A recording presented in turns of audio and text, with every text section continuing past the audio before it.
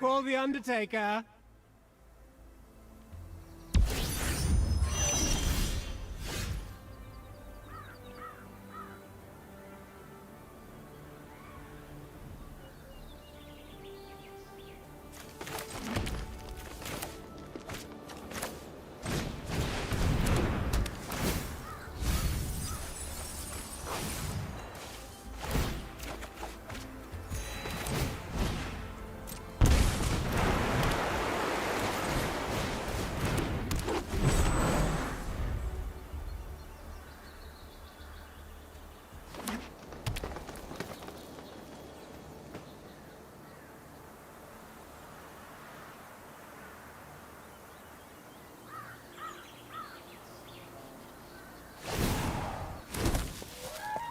I'd like you to meet a dear friend of mine.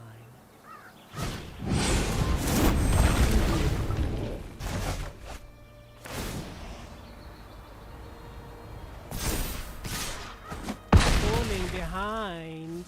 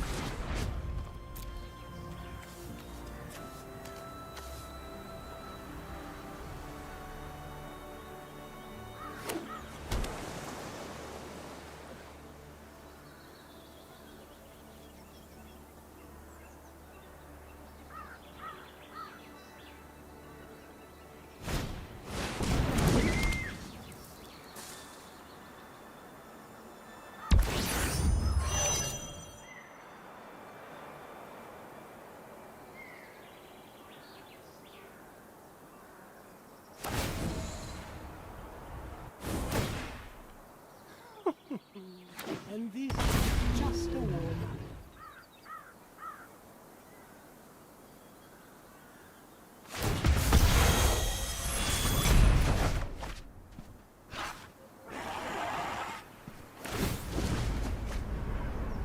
Crime always pays.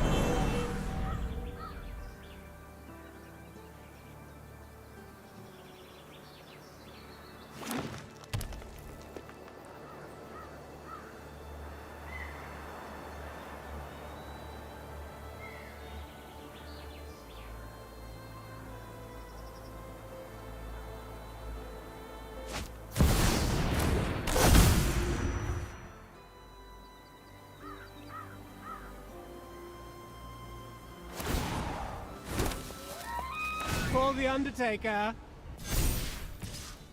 Now, isn't that interesting?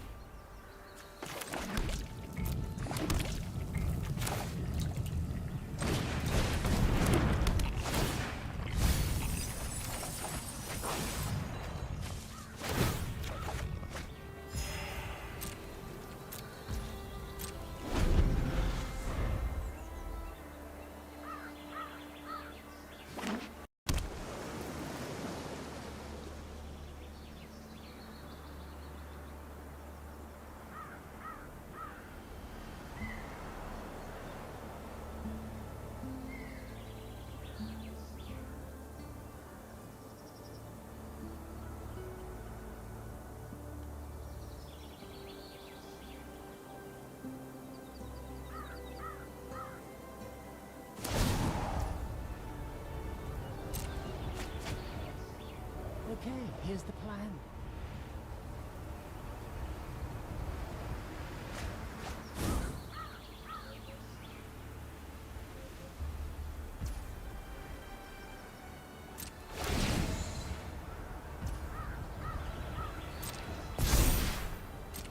Let's raise the stakes.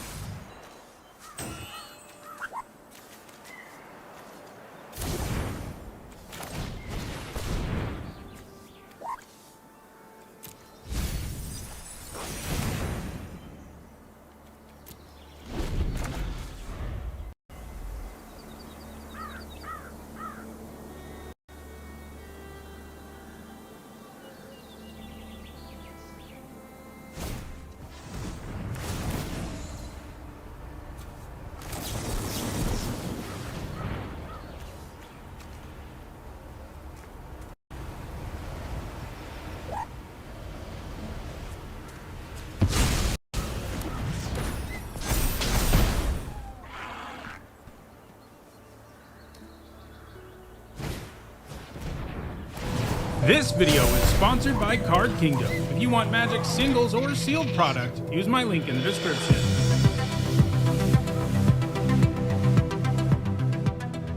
Hi everyone, I'm Neatsahone, and earlier today the entire card gallery for Edge of Eternities dropped, and that means it's time to start my limited set review. Over the next several days, I'll give my thoughts on every single card in the set and how I think they'll perform in the limited format, and we're starting with a look at the multicolored and colorless cards. This is always a fun place to start because multicolored cards tend to introduce us to the format's two color archetypes, and they also tend to be some of the most powerful cards in the set. For each of these cards, I'll discuss how I think they'll perform in limited, that means draft and sealed, and I'll punctuate each evaluation with a letter grade. If you're new to my set reviews and unsure of what my letter grades mean, you can find a guide in the description for this video. There are some important things to keep in mind as I review these cards. First, because we're only talking about draft and sealed, I'm only going to be talking about cards that can be found in play boosters. This set, like most, has lots of supplementary products that have cards that won't be showing up in play boosters, like cards from the commander decks, so if there's a card that you think is missing from this video, it's probably not in play boosters. There is a bonus sheet and special guests in play boosters this time around, but I'll be looking at those in their own video. These are also, of course, my evaluations of these cards before it's possible to play this new limited format, since the goal is to have my set review done in time for the pre-release, and that of course means I'm going to be wrong about some stuff, but as the format comes into focus, I'll be doing videos where I discuss how things have panned out. Also, I want to let you know that there are some set review related perks for being a channel member or a patron. You get access to my ongoing set notes during preview season, and you'll also get a spreadsheet with all of my grades once the set review is complete. If those perks interest you, check out the description where you can find out how to support the channel using one of those methods. Alright, without further ado, let's dive in with a look at the multicolored and colorless cards in Final Fantasy. So let's get started with the colorless non-artifacts. That means we're beginning with Anti-Causal Vestige, which for 6 generic mana is a 7/5 rare Eldrazi, and when it leaves the battlefield you draw a card, then you may put a permanent card with mana value less than or equal to the number of lands you control from your hand onto the battlefield tapped, and it has Warp for 4 generic. This is a new mechanic in the set, and it means you can cast this for that cost, but if you cast it that way, you exile it at the beginning of the next instep, but then you can cast it from exile on a later turn. So basically you can choose to pay 4 generic here to get this down briefly, which will give you the leave the battlefield trigger when it leaves the battlefield because of warp. It also works with a couple of other mechanics in the set like Station and Void, which we'll see later on in this video. But the big deal here is that you can cast this for 4 generic, get this trigger, and then later play it again, get your 6 mana 7/5, and then when it dies, you're going to get the trigger again. So warping this won't always let you do something super meaningful other than draw a card in limited, but it will sometimes, especially when you warp it for 4.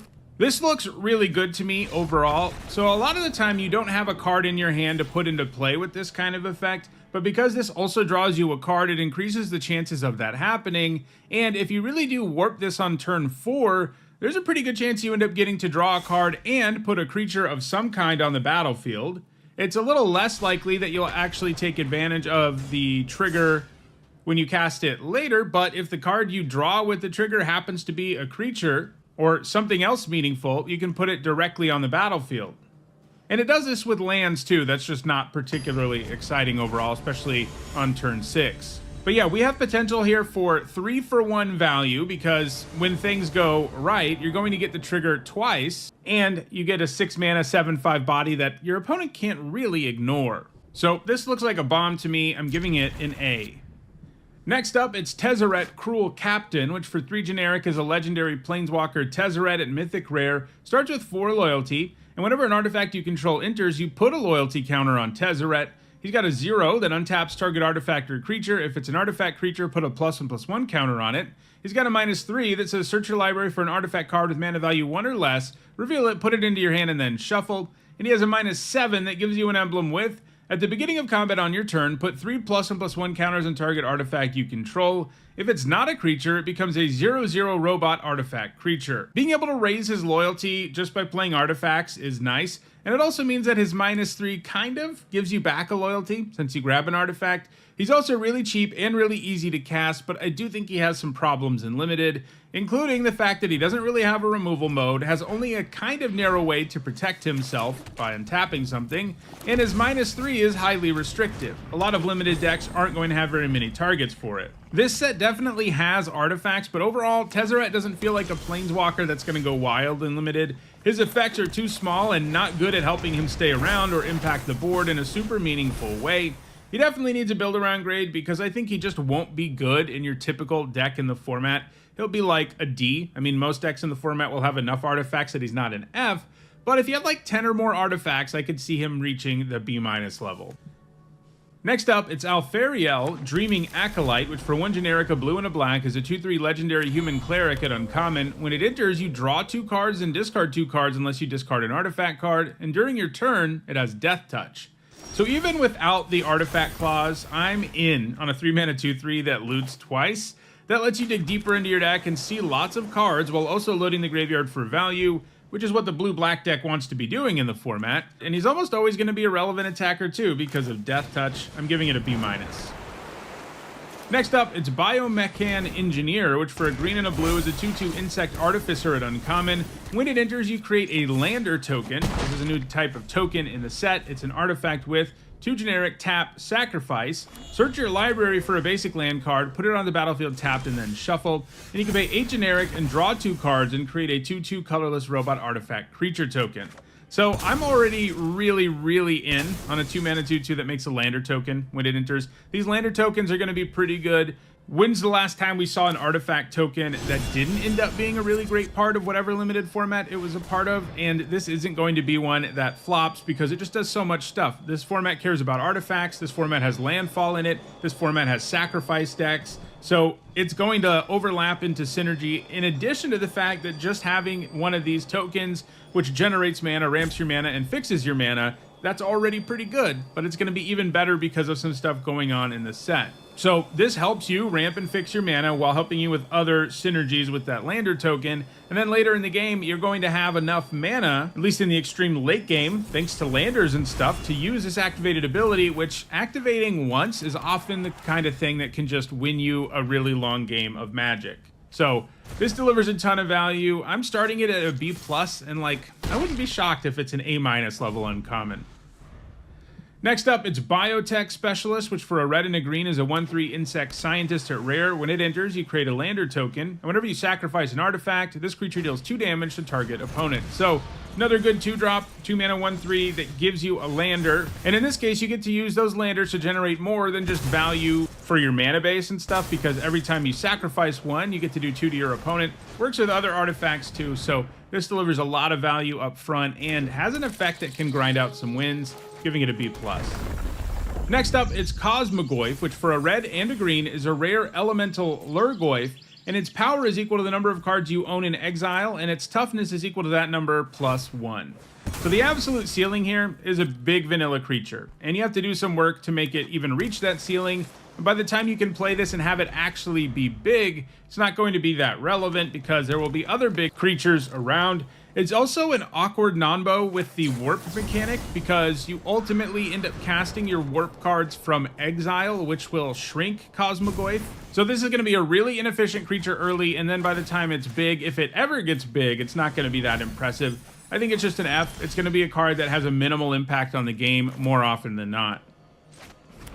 Next up, it's Diadrine Synthesis Amalgam, which for an X, a green, and a white is a 0/0 legendary artifact creature construct. At rare, it's got Trample. It enters with a number of plus and plus 1 counters on it equal to the amount of mana spent to cast it. Whenever you attack, you may remove a plus and plus 1 counter from each of 2 creatures you control. If you do, draw a card and create a 2/2 colorless robot artifact creature token. So this is always going to be an efficient trampler. It can be a 2 mana 2/3 or a 3 mana 3/4, and so on. And it scales all game long. Its other ability doesn't allow it to do stuff with the trigger all on its own, since you need counters on 2 different creatures. But when you do have that, which looks doable in green-white, a color pair that's about plus and plus 1 counters in this format, removing some of those counters to straight up draw cards and get a body is going to feel really good. And it's an attack trigger, so you don't even have to risk Diadrine to get a chance at doing that. So this looks good to me overall. I'm giving it a B+. Next up, it's Gene Morph Imago, which for a green and a blue is a 1/3 insect druid. At rare, it's got flying. Whenever a land you control enters, target creature has base power and toughness 3/3 until end of turn. And if you control 6 or more lands, that creature has base power and toughness 6/6 until end of turn instead.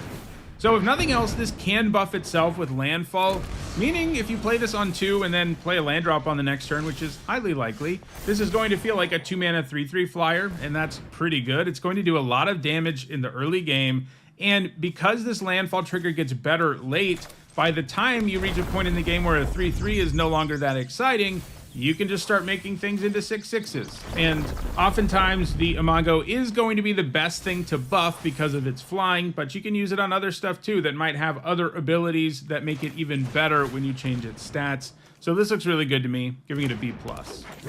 Next up, it's Halia Ascendant Cadet, which for 2 generic, a green, and 2 white is a 3/3 legendary human soldier at uncommon. When she enters or attacks, you put a plus and plus 1 counter on target creature you control. And whenever 1 or more creatures you control with plus and plus 1 counters on them deal combat damage to a player, draw a card.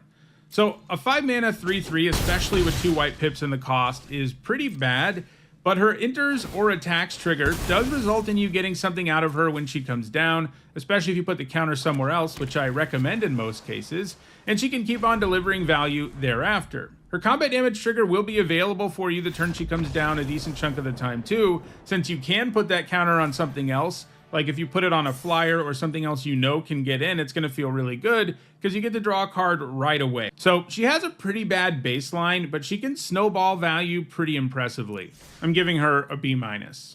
Next up, it's Infinite Guideline Station, which for 1 mana of each color is a 7/15 legendary artifact spacecraft at rare. So spacecraft is a new thing in this set, of course, and that means it comes with the station mechanic, which means you can tap another creature you control to put charge counters equal to its power on a spacecraft, and you station only as a sorcery. And then with all of them, once they get enough charge counters, they start doing something. In this case, you get something even before that, because when it enters, you create a 2/2 colorless robot artifact creature token for each multicolored permanent you control. And when it gets to 12 or more charge counters, it's a 7/15 with flying. And when it attacks, you draw a card for each multicolored permanent you control. So most of the time, you're going to pay 1 mana of each color for a 2/2 token up front, and that sounds terrible. It does help you station this, and once you have it stationed, obviously it gets to be a lot stronger. It can win the game in the air and draw you cards. But this set has such a small multicolored theme that it's going to be tough to generate a lot of value with this, and it just being a big flyer is going to be how it feels most of the time. I do think a lot of people are underrating stationing to a certain extent. I think people are thinking like, how am I going to have time to tap my creatures? But there are lots of times in limited games where there are boards where attacking doesn't help you that much, and it's better to put charge counters on a creature like this. And I think these are going to become creatures more frequently than people expect. But this one does worry me in terms of its viability in limited, mana bases, even with lander tokens around, aren't going to be so good that it's easy to cast. And this set doesn't have a preponderance of multicolored cards. The only ones at uncommon are one signpost uncommon in each color pair. So there are 10 at lower rarities, in other words. So you're highly reliant on getting cards that are not going to be cards you see all the time for this to really go off. And I think you need to be getting at least 2 robots out of this to feel good about it. So just getting 1, which is going to be the usual outcome, just isn't going to do it. So yeah, between the difficult casting cost and then like the additional setup it requires to really be worth using, I think all of that just means it's an F in limited. Next up, it's Interceptor Mechan, which for 2 generic, a black, and a red, is a 2/2 artifact creature robot at uncommon. It's got flying, and when it enters, you return target artifact or creature card from your graveyard to your hand, and it has Void, which means you get something else out of this. If a non-land permanent left the battlefield this turn, or a spell was warped this turn, in this case, you put a +1/+1 counter on this at your end step. 4 mana 2/2 flyers really don't fare well in limited. We've seen that set after set recently, but this one comes with an enters trigger, offsetting that usual problem. That problem being that they can die to multiple 1 mana removal spells in the format. In this case, you don't care too much if they do it because you got a card back. And while I think stationing is going to be easier than people think, I think triggering Void is going to be harder because this is a mechanic. We've seen a mechanic like it time and time again. Morbid and similar mechanics, Revolt, and they're all way harder to trigger in the window you need to trigger them than it seems. So I'm a little low on Void overall, but this card's already good without Void, and because it has Void, it can actually become a pretty relevant flying body. Like even if you just get 1 counter on this, which I think will be doable, even if it's not automatic, even just getting 1 counter on it though does make it quite good. I'm giving this a B-. Next up, it's Memnon Uthros Exile, which for 1 generic, a blue and a red, is a 1/3 legendary jellyfish advisor at uncommon. It's got flying, and whenever an artifact you control enters, you put a +1/+1 counter on target creature.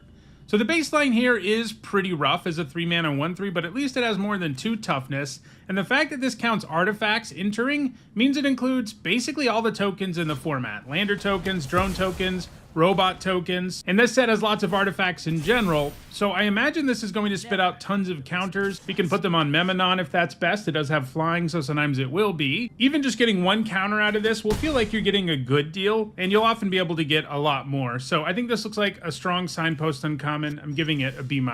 Next up, it's Mutinous Massacre, which for 3 generic, 2 black, and 2 red is a rare sorcery. Choose odd or even, destroy each creature with mana value of the chosen quality, then gain control of all creatures until end of turn, untap them, they gain haste until end of turn. This looks pretty insane to me. Whatever you choose, you end up killing some stuff and then gaining control of everything. That's just going to result in lethal damage most of the time, especially because you get to make the optimal choice when it comes to odd or even, and you're going to end up with several creatures and your opponent's not going to have any. And you can attack with all of them right away. This is a card that legitimately wins you the game out of nowhere, and unlike Wrath effects and stuff, which can have like a similar impact on the game, this is going to be good basically no matter what the board state is. The one downside we have here is that double black, double red isn't exactly easy to produce, but I think we're splitting hairs there. This card is just going to end games in the format, and I think it's an A.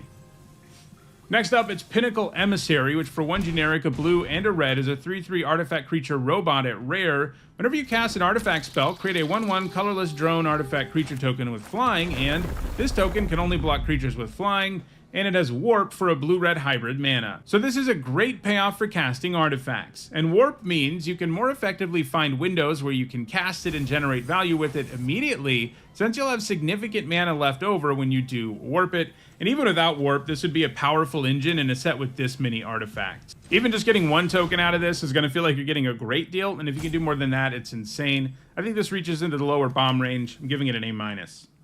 Next up, it's Ragost Deft Gastronaut, which for a red and a white is a 2/2 legendary lobster citizen at rare. Artifacts you control are foods in addition to their other types and have 2 generic taps sacked as artifact. gain 3 life, and you can pay 1 generic tap it and sacrifice a food to have Ragos deal 3 damage to each opponent, and at the beginning of each end step, if you gain life this turn, untap Ragos. So turning your artifacts into food is already some quality upside. Like, in the late game, sometimes gaining life is more important than grabbing lands with your lander tokens, for example. And that's doubly true when you can just chuck your artifacts at your opponent to bolt them in the face. And then you have an okay baseline as a 2-mana, 2/2 creature. All of that said, there are also going to be lots of board states where this is nothing more than a 2-mana, 2/2 that was kind of hard to cast, because sometimes you don't really have artifacts in play that are expendable and worth giving up with this. So I think it's a C+. Next up, it's Sami, Ship's Engineer, which for 2 generic, a red and a white, is a 2/4 uncommon legendary human artificer. And at the beginning of your end step, if you control 2 or more tapped creatures, you create a tapped 2/2 colorless robot artifact creature token. So the idea here is that you can tap your creatures in multiple ways in the format. You can do it from attacking, but stationing spacecrafts is the way that you can tap creatures without having to put them at risk at all. And this trigger is strong. A 2/2 is pretty much worth the card. It has a very mediocre stat line, and while I think you'll have tapped creatures reasonably often, it isn't exactly something that happens every single turn either. Now, you can wait to cast Sami until you have met the requirement, in which case it'll feel kind of like an enters trigger, but you don't always have the luxury of waiting, in which case this feels like kind of a bad card. I just think it'll be hard enough to get this going that it isn't anything special. I'm giving it a C. Next up, it's Sami Wildcat Captain, which for 4 generic, a red and a white, is a 4/4 legendary human artificer rogue at Mythic Rare. It has double strike and vigilance, and it gives your spells affinity for artifacts. 6 mana for a 4/4 with double strike and vigilance isn't too bad. It is a little understated to the point that some cheap removal can take this thing down, some in this set that cost 2 mana even. But at least it's really hard to successfully attack through because double strike makes combat kind of a nightmare for your opponent, and then the fact this card has vigilance means that it can really effectively attack on most turns too. The affinity for artifacts part is kind of exciting, but it's not going to come up as much as you would think in Limited, especially because this costs 6 mana. If this was cheap and gave your spells affinity, that would be one thing, but it doesn't. By the time you get to 6 mana and you play this thing, your other spells costing less isn't going to come up that much because you probably already have enough mana to play the card you draw every turn anyway. There are going to be times where you can go off with it. It gets kind of interesting with card draw, where you can rip through multiple cards and then play all of them and stuff like that. But I wouldn't put too much stock in that part of the card being great. So most of what we have here is just 6 mana for a 4/4 with double strike and vigilance, and I think that card is a B-. There's a chance it's even worse because this set does have some really efficient cheap removal. Even paying 3 to kill this feels pretty good. So I wouldn't be utterly shocked if it ends up more in the C range, but I do like those keywords enough to start it at a B-. Next up, it's Siege Ship Brood Tender, which for a black and a green is a 2/3 insect citizen and uncommon. When it enters, you mill 3 cards, and you can pay 3 generic, a black and a green, and sacrifice it to reanimate a spacecraft or creature from your graveyard. Activate only as a sorcery. So I always love signpost uncommons that are both payoffs and enablers, and that's what this is. It mills stuff, which will allow you to set up your other graveyard stuff in the black-green deck, which is all about the graveyard, of course. And then it is a payoff for getting stuff into your graveyard, since it can just straight up reanimate something. Throw in the fact that it has a pretty good stat line that means it's a formidable creature on turn 2, as well as the fact that it's just a good card at like all stages of the game. If you draw this really late, you'll be able to immediately reanimate something, which is going to feel pretty good on board states where a 2-mana 2/3 doesn't matter that much. So this looks really good to me overall. Most of the signposts do in this set, really, giving it a B. Next up, it's Singularity Rupture, which for 3 generic, a blue, and 2 black is a rare sorcery. Destroy all creatures, then any number of target players each mill half their library, rounded down. A 6 mana Wrath isn't great in Limited most of the time. Like, if you manage to draft a legit control deck, this can be pretty good. But being this expensive means you have to survive a while to get there, and even then there are many awkward situations with this, even in a control deck. Milling your opponent can be worthwhile sometimes for sure, as can milling yourself, but symmetrical Wraths like this just have a hard time really being consistently good and Limited. Even if they do have some incredible upside, there are also lots of situations where they don't really do anything meaningful. Like, if you're at parity, it's not an especially useful card. I'm giving this a C+. Next up, it's Space-Time Anomaly, which for 2 generic, a white and a blue is a rare sorcery. Target player mills cards equal to your life total. So pure mill cards in limited are rarely very good. They kind of need to be mill engines that can do it a lot over the course of the game. Cards that are like one-shot mill don't tend to play very well, especially when they don't add to the board or do anything else. And this definitely doesn't. It's tempting to think about this milling 20 cards, but most of the time you're not going to have 20 life when you cast it. And even when it does mill 20 cards, you spent 4 mana, didn't add to the board, might have helped your opponent with graveyard nonsense, which increases their chances of killing you before they run out of cards anyway, in which case this card basically does nothing. It does get a little bit interesting when you have recursion or multiple copies of it. Like, it does get better in those situations, because then casting this twice can be more of a legitimate win condition, but even that is pretty far from a guarantee. This is just too one-dimensional and too dependent on what your life total is to be good and limited. I'm giving it an F. Next up, it's Station Monitor, which for a white and a blue is a 2/2 Lizard Artificer at Uncommon. Whenever you cast your second spell each turn, you create a 1/1 colorless drone artifact creature token with flying, and this token can block only creatures with flying. This is a great payoff for casting an extra spell in a turn, and that's what blue-white's about in this set. And the ideal thing to do is wait to run it out until you have a turn where you can double spell. That way you get the value immediately, so even if your opponent untaps and kills it, you're already way ahead because you have a body. If you're in blue-white, you're going to be playing lots of cheaper spells to really help you enable this sort of thing. Void is going to work pretty nicely with this too, since some Void costs are really cheap. So overall, this looks really great to me. It's just going to generate a lot of value in blue-white decks. It's going to be an important card in them, giving this a B+. Next up, it's Servandum, Sunstar Exemplar, which for a black and a white is a 2/2 legendary human knight at rare. It's got Vigilance and Menace. Whenever another creature you control dies or is put into exile, put a +1/+1 counter on Servandam and you gain 1 life. When Servandam dies or is put into exile while its power is 4 or greater, destroy up to 1 target non-land permanent. So this looks really good. I'm already pretty happy with a 2-mana 2/2 with Vigilance and Menace, even when you can only cast it on turn 2 kind of inconsistently. And then this ability to grow can be a very real problem for your opponent. Also, I like that they made his death trigger happen when he has 4 power or more. It doesn't have to be 2 counters on him or something like that. So equipment and combat tricks can sometimes allow you to turn his death into significant value, giving him a B+. Next up, it's Servandum the Lucent, which for 2 generic, a white, and 2 black is a 4/4 legendary human knight at Uncommon. It's got Death Touch and Lifelink, and whenever it enters or attacks, other creatures you control get +1/+0 and gain Death Touch until end of turn. This is a legitimate buff that can make almost anything into a relevant attacker, and offering it again on attacks is pretty scary. His own stat line, though, is not great, even with Lifelink and Death Touch in the mix, especially when you consider the double black you have to produce. Still, I think he does enough to be a B-. Next up, it's Tanuk, Memorial Ensign, which for 1 generic, a red and a green, is a 2/4 Kavu Pilot, a legendary one, at Uncommon, and it has a landfall trigger, and it does 1 damage to each opponent. And if this is the second time this ability has resolved this turn, you draw a card. Landfall to do 1 damage is not exactly a powerful thing in limited. We've seen that numerous times, including in the last set. But he has an okay body and will draw you an extra card on occasion. And anytime he does that, he'll feel especially good. Landers will help you go off with him too. I am a little worried that you're not going to be able to draw a card with his ability often enough, though, for him to be great, giving him a C+.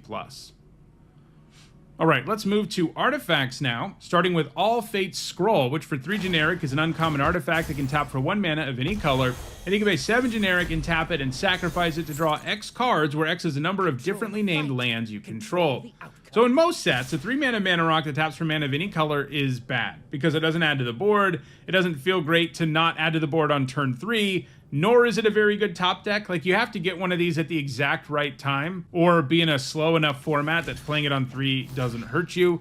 But this one does have legit upside. In most decks, it'll draw you at least a couple cards in the late game, and it has potential to draw even more of them. We're going to see lands later in this video, and there are enough of them around for you to be able to draw a decent number of cards with this, but you really need to have a deck that can consistently have 3 or 4 lands with different names in play for this to be worth playing at all. And even then, the ceiling's not like insane. So I think this is an F in most decks and probably a C in the exact right kind of deck. A deck that's really good at ramping, a deck that really wants fixing, and a deck that has lots of lands with different names.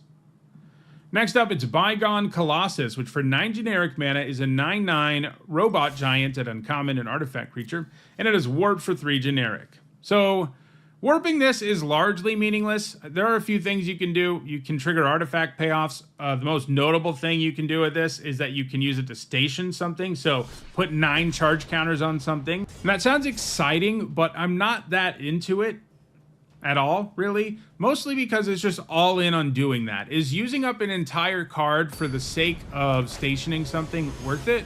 My guess is no. Like, you want your cards that are doing the stationing to be okay cards to begin with, that are creatures that you can put into play. Playing this on turn 3 and hoping that you have a space station in play so that you can turn it into a creature and thus actually add to the board is not where you want to be. Like, there are going to be lots of times where you just can't warp this and do anything meaningful with it. And it's not like a 9-mana 9/9 is great. I mean, it's nice that it's just sort of out there, and if you ever get to that much mana, you can cast it. But overall, this looks like a really one-dimensional card that is all about stationing, and we rarely see cards that are like all in on one really specific thing in a format actually work. Like we saw it with cards that cared about vehicles and Aether Drift. That said, it had lots of vehicles, but almost all of the all-in on vehicle cards were pretty bad. And this kind of feels like the same thing, only with spacecraft, so I think it's probably an F.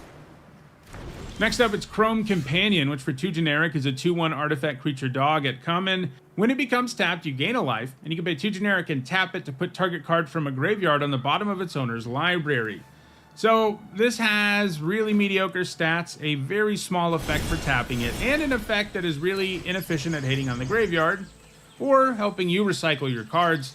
It is a 2-drop artifact, and that likely has some value, but it's the kind of 2-drop card that you're only going to play when you're desperate. I'm giving it a D. Next up, it's Dauntless Scrapbot, which for 3 generic is an uncommon artifact creature robot at uncommon. It's a 3/1, and when it enters, you exile each opponent's graveyard and create a lander token. This is a quality card. The stat line is bad, but this gives you 2 artifacts, something that has significant value in this set to begin with, and landers are an amazing way to fix and ramp your mana. This will generate a 2-for-1 most of the time, and that's enough for me to want to play this despite the stat line. I'm giving this a C+. Next up, it is Dawnsire Sunstar Dreadnought, which for 5 generic mana is a legendary mythic rare spacecraft with station. And when it gets 10 or more charge counters, when you attack, Dawnsire deals 100 damage to up to 1 target creature or planeswalker. And when you get it to 20 or more charge counters, it becomes a 20/20 flyer. So this does stone nothing until you station it, but if you can get 10 charge counters on this thing, you get to kill something every time you attack, and that's really powerful. And if you can ever get to 20, obviously it's going to end the game. While I do think it'll take some work, I think both of those things are actually doable. The problem is the time during which Dawnsire isn't impacting the board at all, and there will almost always be a little bit of time like that where you're kind of like walking a tightrope and trying to survive by stationing it. But the good news is once you do reach that number of charge counters, attacking is going to be really powerful because it'll just kill something. So this does look good to me, but obviously it's way too slow to be like an insane bomb, even though it'll feel like one if you are getting it obviously to 10 all the time. So I think it's a B-. Next up, it's the Dominion Bracelet, which for 2 generic is a mythic rare legendary artifact equipment.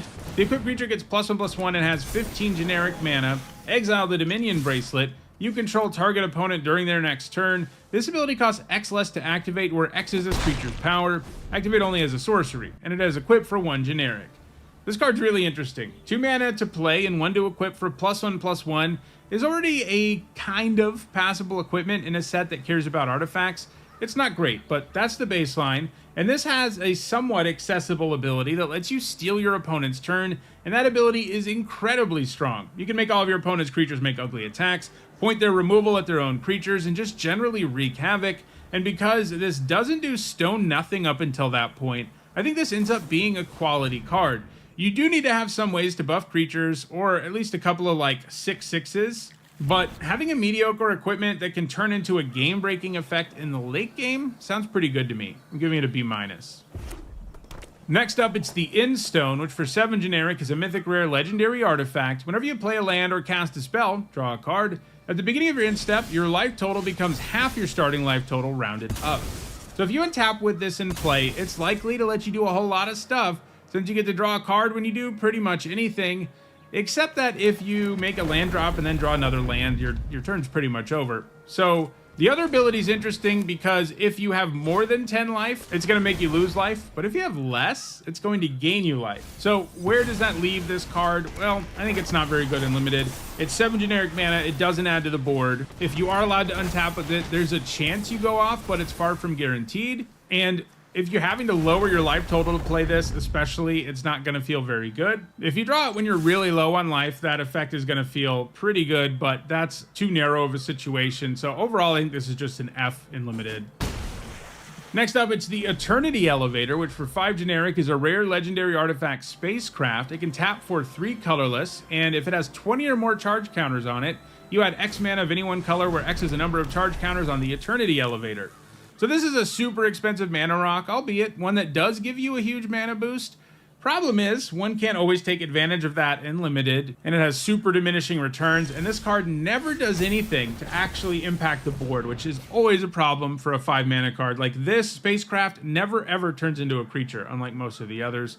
I do think you play this sometimes in decks that need the ramp, but you're probably never going to bother stationing it in those decks just because it's already pretty good at producing mana. I'm starting it at a D, and it wouldn't shock me if it's an F. Next up, it's Extinguisher Battleship, which for 8 generic mana is a rare artifact spacecraft, and when it enters, you destroy target non-creature permanent, then this spacecraft deals 4 damage to each creature, and when it has 5 or more charge counters, it gains flying and trample and becomes a 10/10. So 8 mana is a lot, but destroying a non-creature and doing 4 to everything is likely to have a huge impact on the board, and then almost anything you draw will be able to be used quickly to turn this into a 10/10, which can happen really quickly, since it only needs 5 counters. Like, imagine if this didn't have station and was just the creature. That would be an insane card. Obviously, this takes more setup, and sometimes you won't be able to kill enough stuff with the trigger, and like 8 mana is a pretty big hurdle, even in a format with landers and stuff. So I think it's just a B, but that's mostly because sometimes it ends up stuck in your hand. Most of the time when you cast this, you're just going to win the game. Next up, it's Nutrient Block, which for 1 generic is a common artifact food that's indestructible. It can do the food thing, meaning you can pay 2 generic, tap it, and sack it to gain 3 life. And when it's put into a graveyard from the battlefield, you draw a card. Artifacts matter in this set, and there are even a handful of ways to animate them, mostly at higher rarities, which is kind of fun with an indestructible artifact, but I wouldn't count on doing that consistently. Mostly, this gives you a tiny bit of artifact synergy while also being good sacrifice fodder and a way to gain life and draw a card in a pinch. It's hard for a card that replaces itself and gains you life to be completely terrible, but it's not that good either. I'm giving this a D. Next up, it's Pinnacle Killship, which for 7 generic mana is an artifact spacecraft at common. When it enters, it deals 10 damage to up to 1 target creature, and if it has 7 or more charge counters on it, it's a 7/7 flyer. This card is aptly named because when you play it, it's definitely going to kill something, probably your opponent's best creature.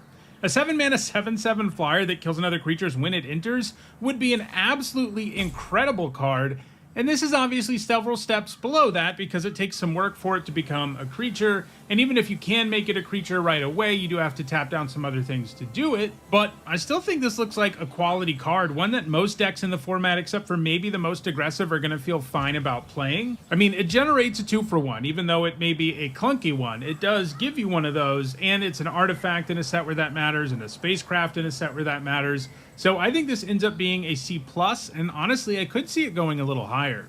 Next up, it's Survey Mechan, which for 4 generic is a 1/3 artifact creature robot at uncommon with flying and hexproof. And you can pay 10 generic and sacrifice it to have it deal 3 damage to any target. Target player draws 3 cards and gains 3 life.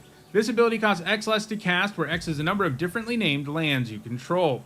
This looks like a legit build around. While the main set doesn't have an enormous number of good non-basic lands, the set's bonus sheet is all lands. So there are going to be a lot of them floating around, and if you can use this ability for like 5 or 6, which seems doable, you're going to be in business. Now, a 4 mana 1/3 with flying and hexproof isn't a great baseline, though it is nice. You can put auras and equipment and counters on this and not have to worry about what might happen to it, but this does need a build around grade to be sure. If your deck just has 2 lands with different names, it's probably a D at best, but if you can get up to 5 or more, it's probably a B-. Like, paying 7 for this ability is going to feel great, for example. Next up, it's Thaumaton Torpedo, which for 1 generic is a common artifact, and you can pay 6 generic and tap it and sacrifice it to destroy target non-land permanent. but this ability costs 3 generic less to activate if you attack with a spacecraft this turn. So if this always let you pay 3 to destroy a non-land permanent, it would be a really good deal. And the fail case here of costing 6 isn't completely horrendous, especially in a format where it looks like you'll have reasons to play artifacts to begin with. That said, attacking with a spacecraft is pretty far from automatic. Just controlling one is relatively easy, but you also have to be able to attack with it to really make this efficient, so I think this ends up being a C. Next up, it's Thrumming Hive Pool, which for 6 generic is a rare artifact with affinity for Slivers. Slivers you control have double strike and haste, and at the beginning of your upkeep you create 2 1/1 colorless Sliver creature tokens. So Slivers are back, but it's kind of like Eldrazi. They just sort of have a one-shot card in this set because it turns out there are some of these Eldrazi and Slivers lurking out in the edge of eternity. And that matters because it means that affinity for Slivers really doesn't matter unless you happen to have multiple Thrumming Hive pools. So mostly what you're getting here is a 6 generic mana artifact that makes 2 1/1s with double strike and haste during your upkeep. That's pretty good, but it does mean you pay 6 to get this going, and it means that you're not adding to the board until your next upkeep, and that is a serious liability. There will certainly be games where this runs away with the game because the value it generates is so good, but you've got to account for the games where this ends up stuck in your hand because you can't hit your 6 mana, and the games where you play this, but you're not adding to the board right away. That gives your opponent an opening to very likely kill you if you're not careful, so I think that holds us to a C+. Next up, it's Virulent Silencer, which for 3 generic is a 2/3 robot assassin at uncommon. Whenever a non-token artifact creature you control deals combat damage to a player, that player gets 2 poison counters. So this is mostly just a 3 mana 2/3 artifact creature. The poison upside will almost never come up, as we've seen in other sets with one random card that does poison things. It does work nicely with the drone 1/1 flyers, like I guess that's kind of the idea here, but you're still not going to be able to poison your opponent out most of the time with this. I'm giving it a D-. Next up, it's Wormwall Sweeper, which for 2 generic mana is a 2/2 artifact spacecraft at common. When it enters, you surveil 2, and when it has 4 or more charge counters, it becomes a 2/2 flyer. So if this was 2 mana for a 2/2 flyer that surveilled 2 when it entered, it'd be a B. That's just really good value. This isn't quite that, as you need some stationing for it to reach that point, but it doesn't ask for that much of it. So I think this looks solid. I'm giving it a C. All right, let's move now to the lands. First up, we've got Adagia, Windswept Bastion, which is a mythic rare land planet.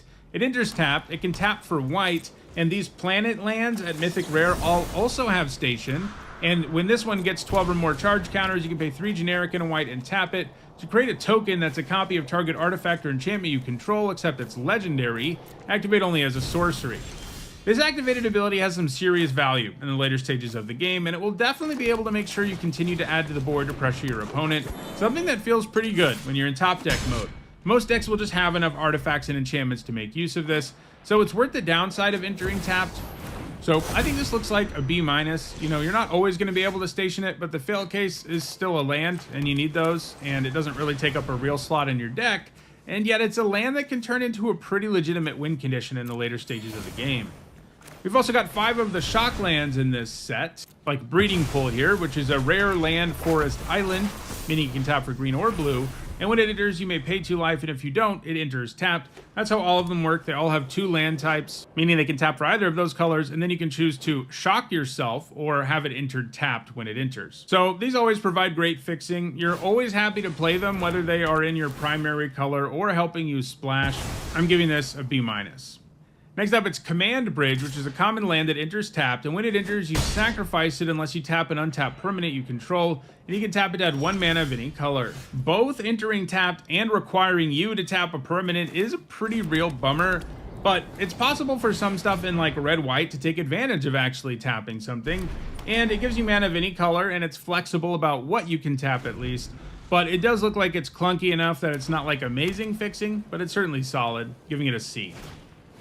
Next up, it's Avendo, Waking Haven, which is a mythic rare land planet that enters tapped. It can tap for green, and when it gets to 12 or more charge counters, you can pay a green and tap it to add green for each creature you control.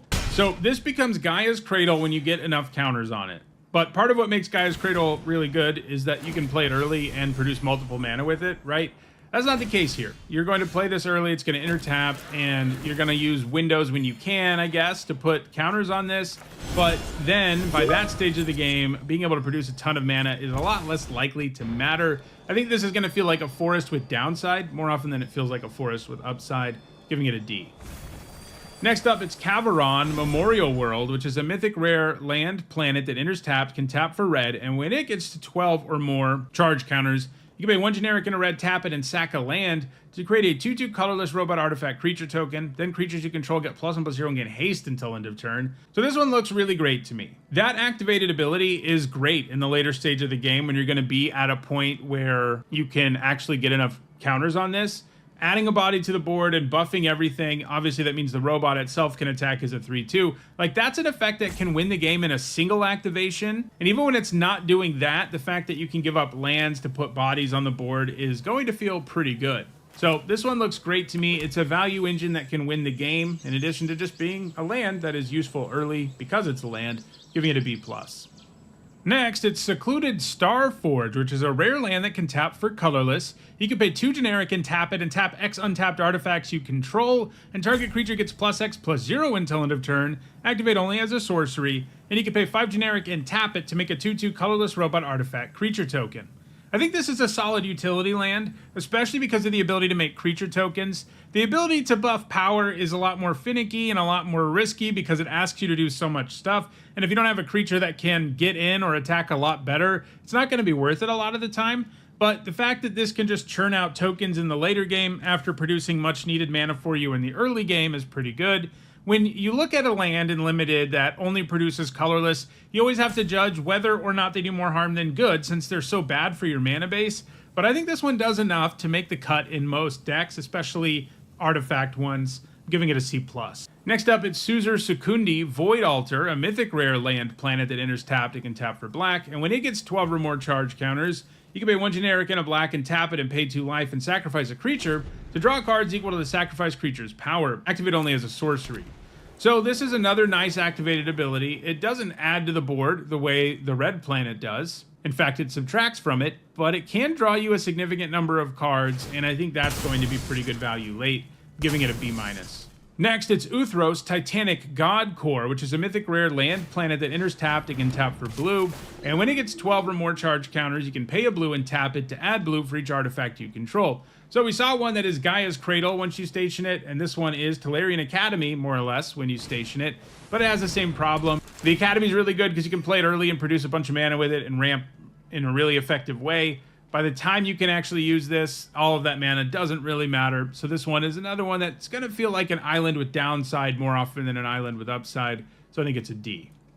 All right, so those are all of the multicolored and colorless cards in Edge of Eternities. In the next video, I'll look at all the white ones. If you enjoyed this video, please like it and share it so that others can enjoy it too. If you want to make sure you catch future videos, don't forget to subscribe and turn on notifications. And if more of the set review is out by the time you're watching this, you should see a playlist on your screen shortly. Thanks for watching.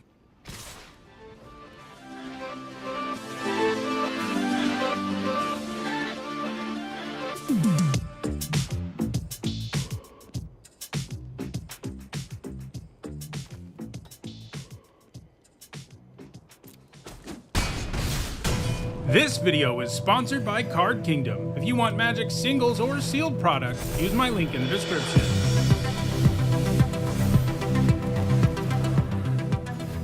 Hi everyone, I'm Nitsa Hone, and in this video I'm continuing with my Edge of Eternities limited set review. I've already looked at all the multicolored and colorless cards, and in this video we're looking at all the white ones. For each of these cards, I'll discuss how I think they'll perform in limited, that means draft and sealed, and I'll punctuate each evaluation with a letter grade. If you're new to my set reviews and unsure of what my letter grades mean, you can find a guide in the description for this video. There are some important things to keep in mind as I review each of these cards. First, because we're only talking about draft and sealed, I'm only going to be talking about cards that can be found in play boosters. And I'm also only talking about cards that are in the main set. Later on, I'll be taking a look at all of the special guests and bonus sheet cards. These are also my evaluations of these cards before it's possible to even play the new format, because my goal is to have the set review ready for you in time for the pre-release, and that means I'll be wrong about some stuff, but as the format comes into focus, I'll do videos talking about how the format is panned out. Lastly, I want to let you know that there are some set review related perks for being a channel member or a patron. You get access to my ongoing set notes during preview season, and you'll also get a spreadsheet with all of my grades once the set review is complete. If those perks interest you, check out the description where you can find out how to support the channel using one of those methods. Alright, without further ado, let's dive in with a look at all the white cards in Edge of Eternities. First up, we have All Fate's Stalker, which for 3 generic and a white is a 2/3 Drix Assassin at uncommon. When it enters, you exile up to 1 target non-assassin creature until this creature leaves the battlefield, and it also has Warp for 1 generic and a white. This is an alternate casting cost, and if you cast it that way, you exile it at the beginning of the next end step, and then you can cast it from exile on a later turn. This looks really good, and it has a cool design too. When you warp it, you're more frequently going to use it to blink your own creature for value, though sometimes you'll be able to use it to permanently get rid of a token or get a blocker out of the way that your opponent has. But then, when you cast it normally, it's going to be a really good card like all Banisher Priest-like creatures are. Adding to the board and removing something is just an incredible play in every limited format, and this is more flexible than most versions of this effect because of the blink upside. This looks like a B+ to me, and it's in the conversation for being white's best uncommon. Next, let's look at Esteli Reclaimer, which for 3 generic and 2 white is a 5/4 Angel Warrior at rare. It's got flying, and when it enters, you return target non-creature, non-land permanent card with mana value X or less from your graveyard to the battlefield, where X is the amount of mana spent to cast this creature, and it has Warp for 2 generic and a white. So a 5 mana 5/4 flyer is already a pretty solid card in limited, and this can give you its trigger twice thanks to Warp. Now it is pretty restrictive because it only looks at non-creatures, non-lands, and they need to be mana value X or less, and you're just not always going to have something that you can get back, especially when you warp it. But when you cast it normally, a few turns later, you are more likely to get something back. The thing that I see this working with the most frequently and the most effectively is probably Spacecraft, because they're not creatures, but they can become creatures.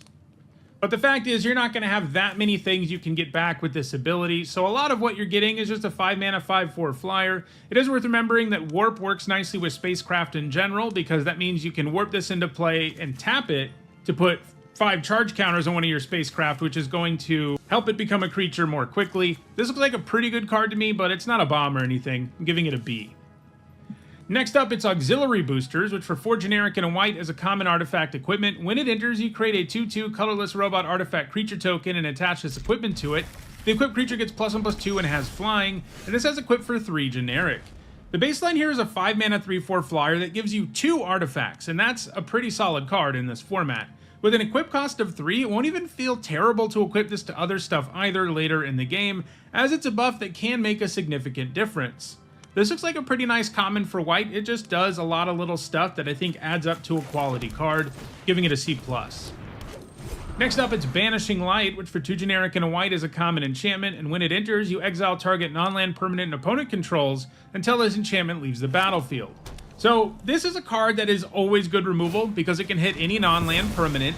It doesn't always feel super efficient these days as we have more and more creatures with enters, triggers, and stuff like that, and they get a lot of value out of those, so spending 3 at sorcery speed to kill something isn't always great, but the flexibility really helps overcome that. It's always at least a C+ when we see it. It can be better, but it's usually better in sets that have an enchantment theme, and there's a very small one in this format.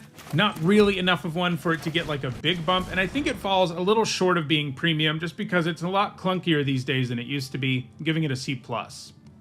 Next up, it's Beyond the Quiet, which for 3 generic and 2 white is a rare sorcery that exiles all creatures in Spacecraft. Sweepers are always pretty awkward and limited, as most games just don't play out in such a way that your opponent is the only one who gets destroyed by this kind of card. Still, a card like this is strong. It can pull you back ahead from being behind in a way that few cards can, but it's pretty bad when you're ahead or at parity when it's kind of a blank card. So, like most 5+ mana sweepers that don't do anything else but exile and destroy stuff, I think it's probably a C+.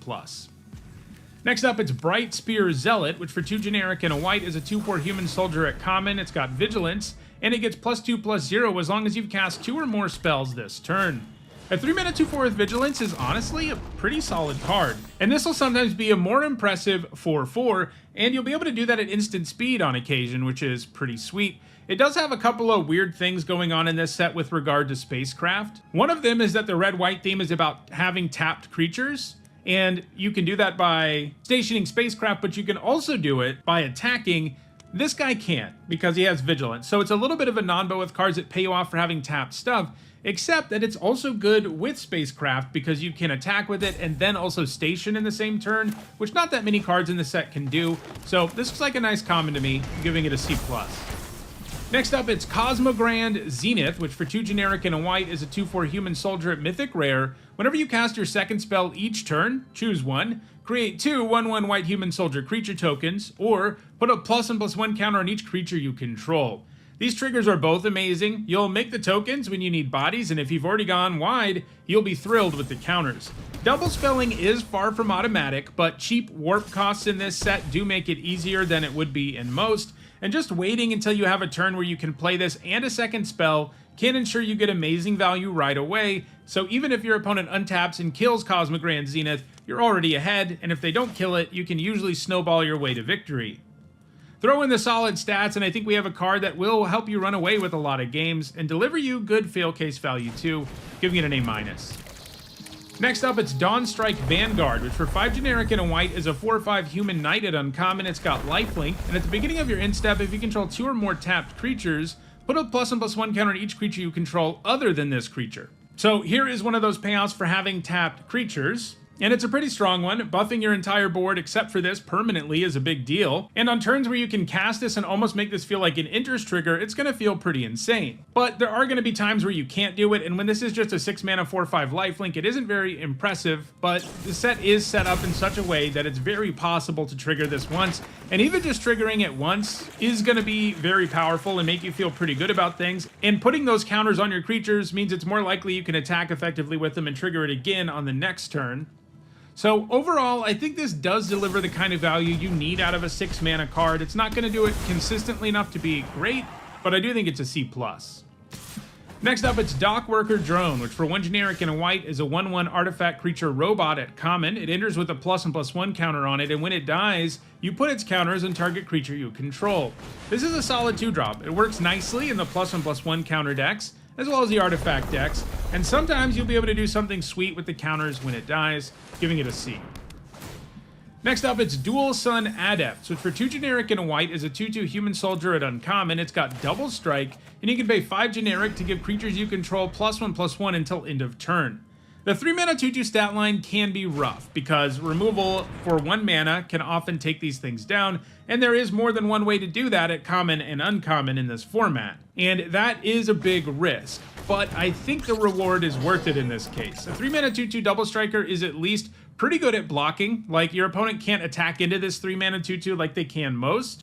And this kind of pump effect being on a creature that's already solid, we've seen it perform well in countless formats at this point, and this is another one that I think gets there. Obviously, buffing itself is a huge deal too because it has double strike, so I think this overcomes the problem of the Grey Ogre stat line, and I'm giving it a B-.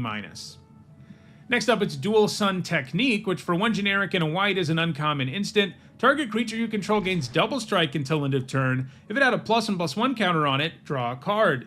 Double strike is pretty nice for a trick, though it's less good on really small creatures than actual stats boosts are. It does still manage to win you most combats, and you can sometimes do lethal out of nowhere.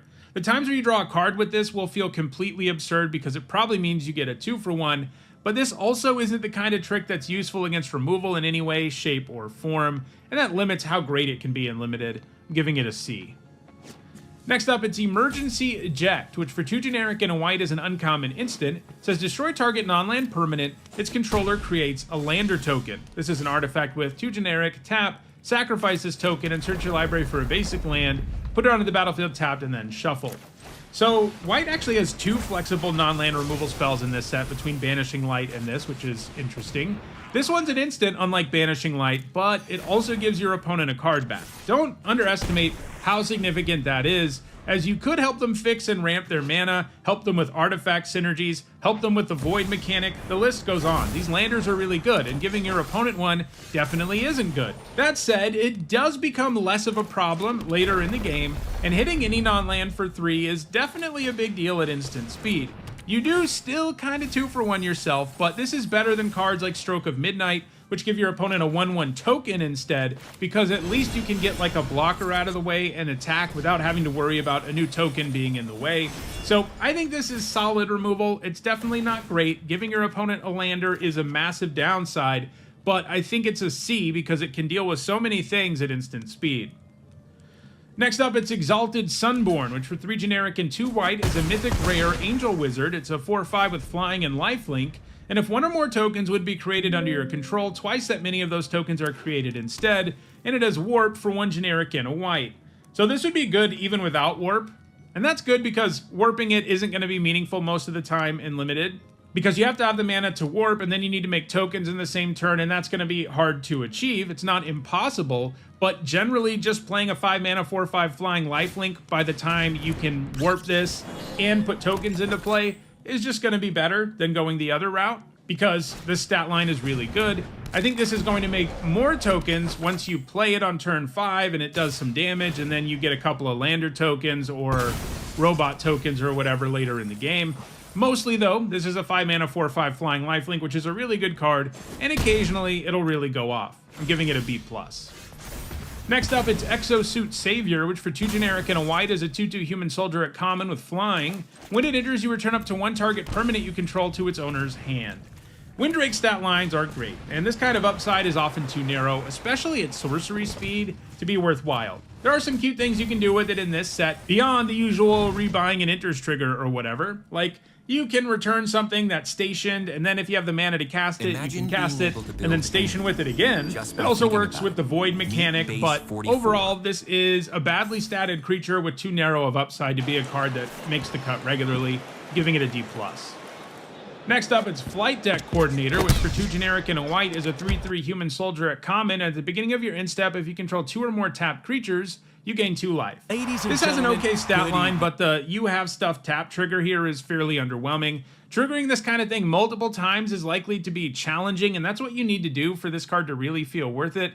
And even then, it's not amazing. I'm giving it a C-. Next up, it's Focus Fire, which for 1 white mana is a common instant that does X damage to target attacking or blocking creature, where X is 2, plus the number of creatures and or spacecraft you control. This is restrictive, since it can only hit attackers and blockers, and that means that for aggro decks, the fact that you can't get a blocker out of the way with it is a pretty big bummer. But for only 1 mana, this can do a ton in terms of trading up, and can often take down sizable creatures. I don't think it's premium, it needs way too much setup and is too narrow, but it's hard not to like this card when it only costs a single mana. I'm giving it a C+. Next up, it's Halia, Guided by Light, which for 2 generic and a white is a 3/3 legendary human soldier at rare. When she or another creature or artifact you control enters, you gain 1 life. At the beginning of your end step, draw a card if you've gained 3 or more life this turn, and she has warp for 1 white mana.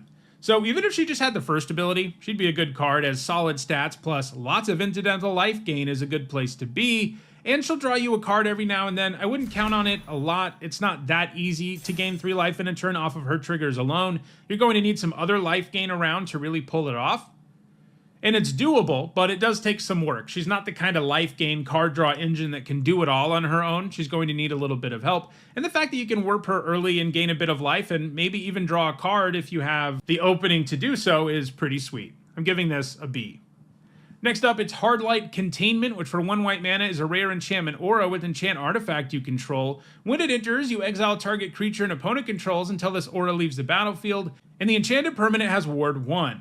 So even in this set, you're not always going to have an artifact, but when you do, this isn't too far off from Swords to Plowshares. I mean, sure, your opponent can get their thing back by blowing up whatever you put it on, and that'll hurt, but Ward makes that a little bit more difficult. And doing something like putting this on a lander seems kind of funny, because at least then you don't get 2 for 1 when they destroy it. This isn't quite as good as something like Sheltered by Ghosts, which also gave the thing you put it on +1/+0 and lifelink, which allowed you to get in with a hit that would gain you some life, giving you even more immediate value. And this is also more narrow, only capable of going on artifacts and not on creatures. But I do think it's an apt comparison. They're going to work similarly, and I think that makes this a B-.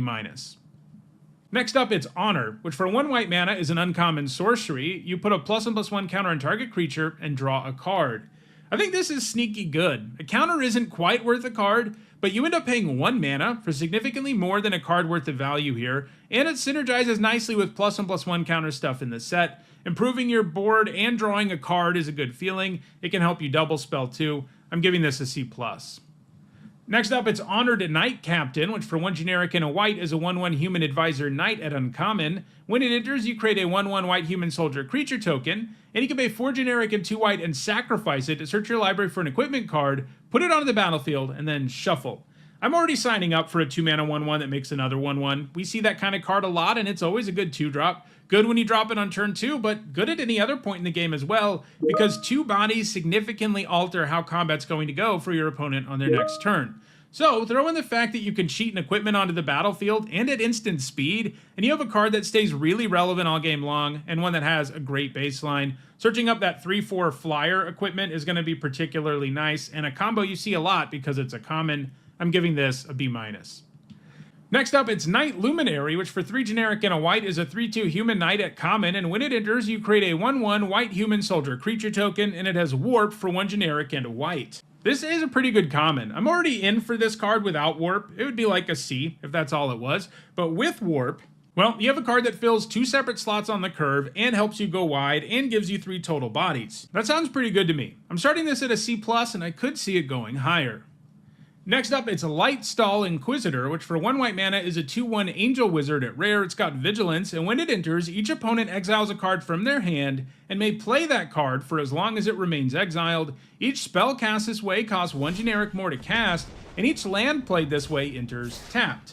I think this is solid in limited. It's going to be like amazing and constructed as a 1-drop for aggressive white decks. Here, it's just solid. It gives you some pretty good disruption, and I love that they made sure it even nerfs lands. Sometimes attacks won't matter much, and obviously you don't choose the card, your opponent does, which makes it a lot less impressive as your opponent gets to choose something that impacts them the least.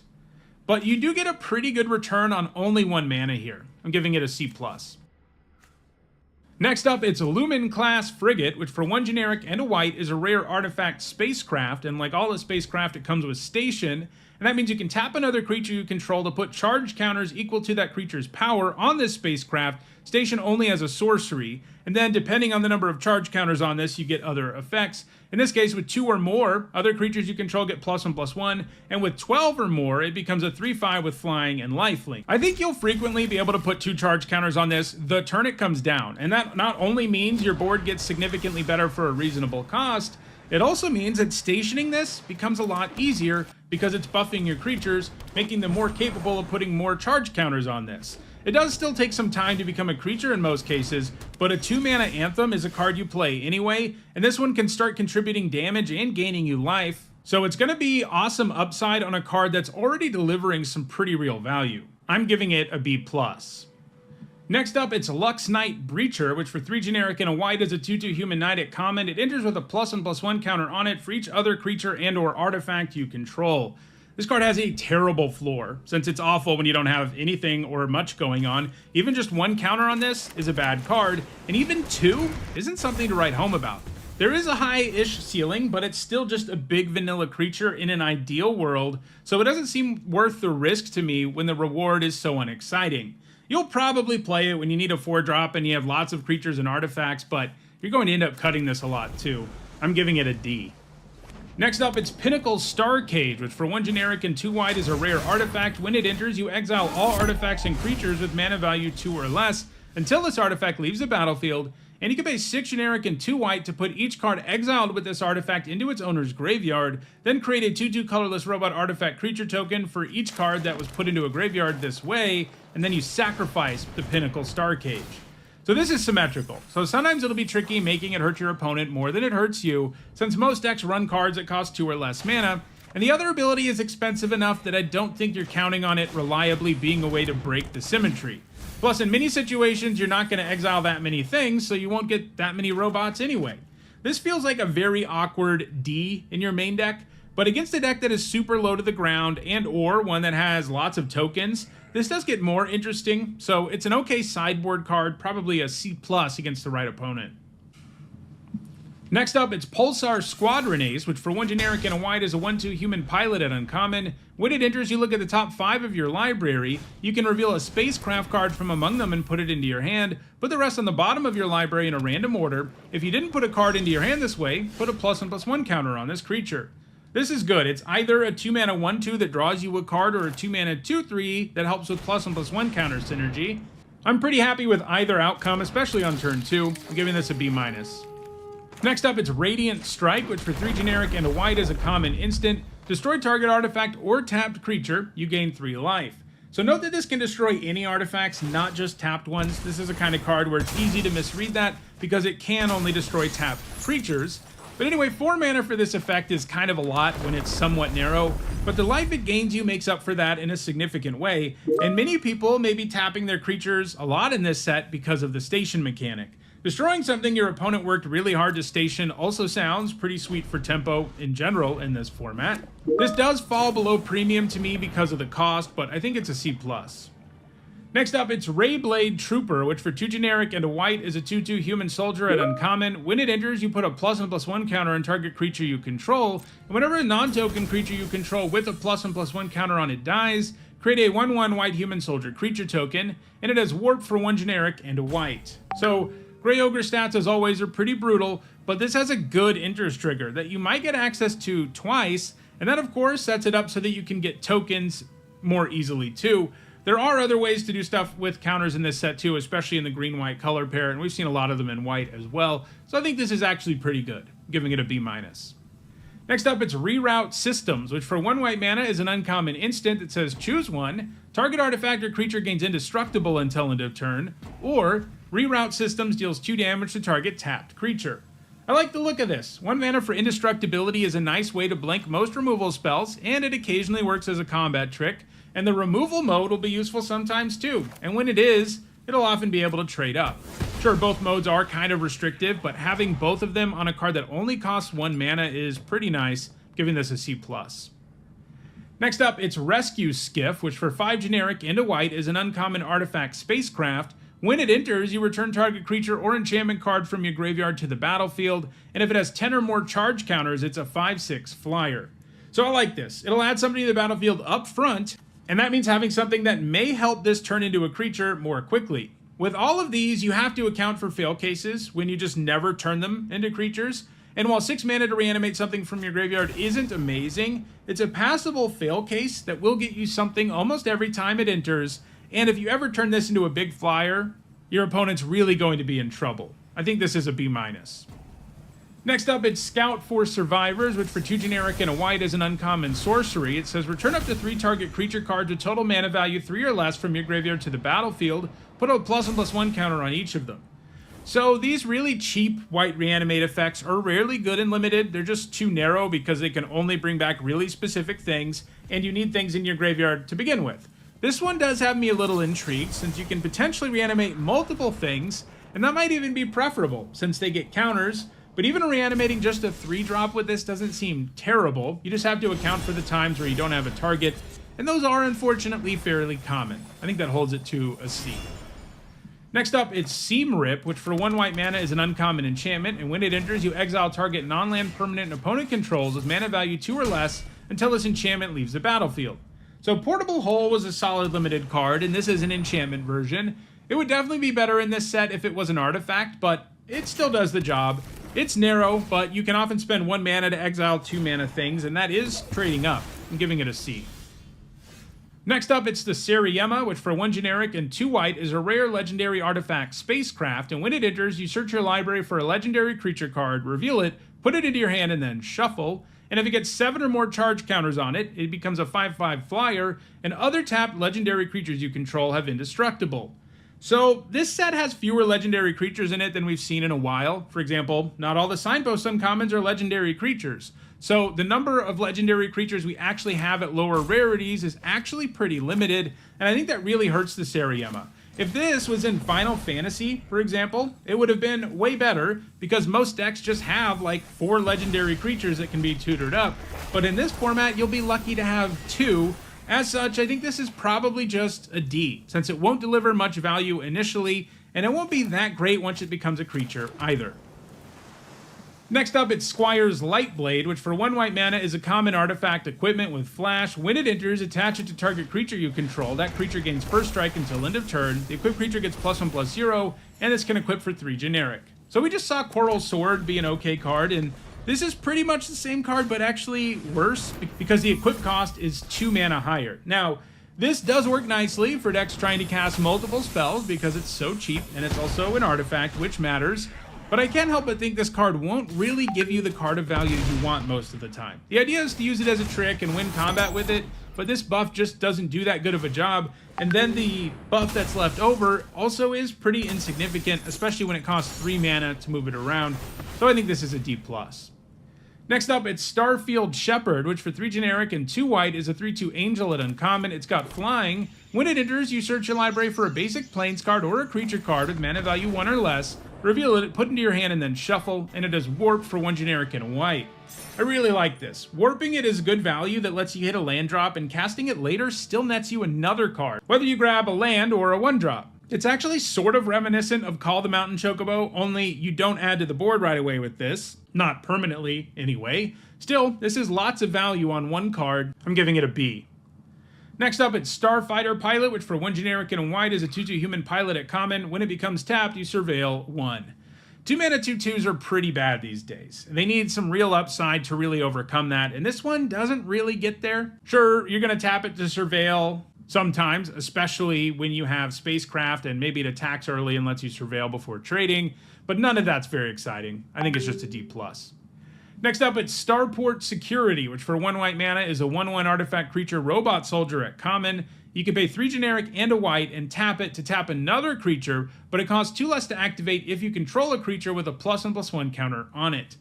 Kasi Man, this bunso, tap need ability niya used to be sumakay ng so Hala good in limited. Taxi. Sinabihan siya ng company na sumakay siya ng Hala Taxi from Abu Dhabi Airport to accommodation here sa Alcus.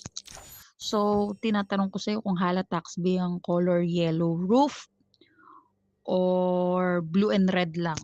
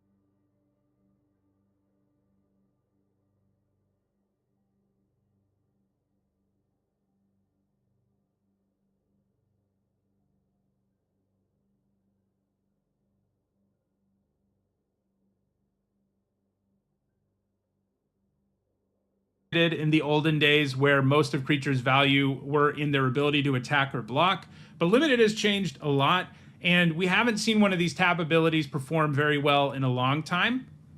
And I don't see this one being any different, especially when you're paying 4 for it. It's absolutely horrendous. When you're only spending 2 on it, which is doable in a deck like green-white, it does get better. But a lot of the time, you'd much rather be using your mana for effects that have a more permanent impact on the board than you would on a card like this. I just think it's a D. Next up, it's Sunstar Chaplain, which for 1 generic and a white is a 3/2 human cleric at rare. At the beginning of your end step, if you control 2 or more tapped creatures, put a +1/+1 counter on target creature you control, and you can pay 2 generic and remove a +1/+1 counter from a creature you control to tap target artifact or creature. So this isn't always going to give you counters, but even getting 1 out of this will feel like an amazing deal, and it's certainly possible to get more. This can definitely allow you to snowball in the early game if you're able to just curve out and keep swinging, and the tap mode can be useful all game long. I'm giving this a B. Next up, it's Sunstar Expansionist, which for 1 generic and a white is a 2/3 human knight at uncommon, and when it enters, if an opponent controls more lands than you, you create a lander token, and it has landfall. Whenever a land you control enters, this creature gets +1/+0 until end of turn. So this has good stats, and when you get that enters trigger, it's going to feel pretty insane. Like, if this was always a 2-mana 2/3 that made a lander when it entered, I'd be pretty close to giving it like an A-, because that's just so much value from one card. We also just saw in Final Fantasy that the +1/+0 landfall trigger is surprisingly effective. So this looks like a pretty strong uncommon to me. I'm giving it a B. Next up, it's Sunstar Lightsmith, which for 3 generic and a white is a 3/3 human artificer at uncommon. Whenever you cast your second spell each turn, put a +1/+1 counter on this creature and draw a card.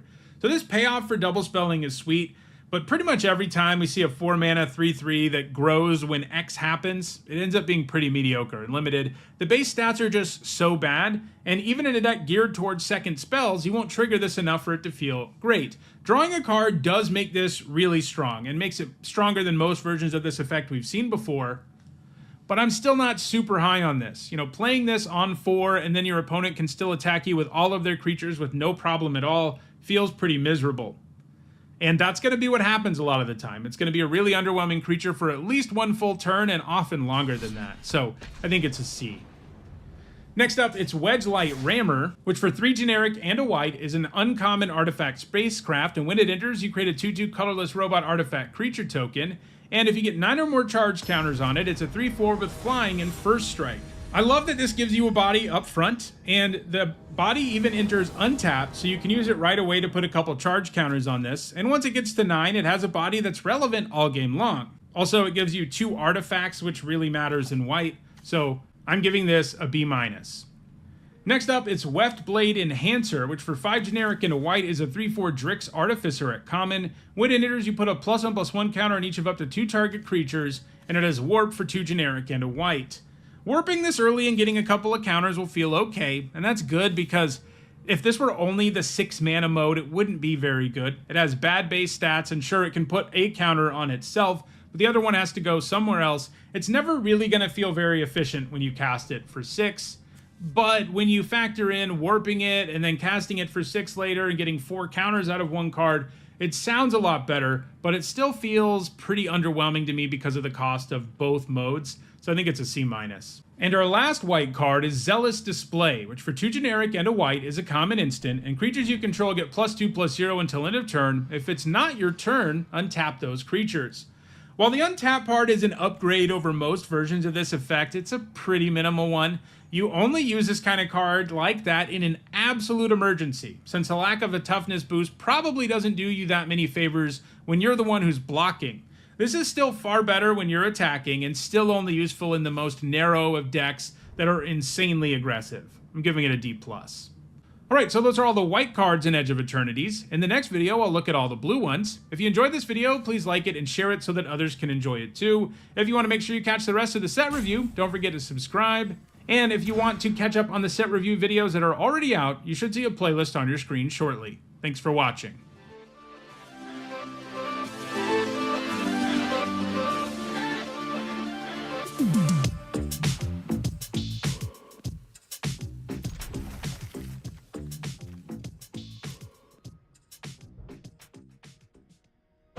This video is sponsored by Card Kingdom. If you want Magic singles or sealed product, use my link in the description.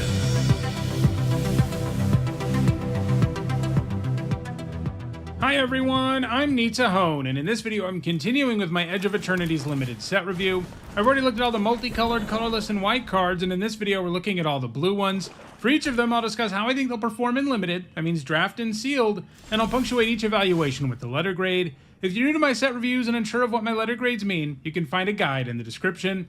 There are some important things to keep in mind as I review these cards. First, because we're only talking about draft and sealed, I'm only talking about cards that can be found in play boosters. And for this first part of the set review, I'm also only looking at cards from the main set. There are also special guests and a bonus sheet in this set, but those will be looked at in their own video.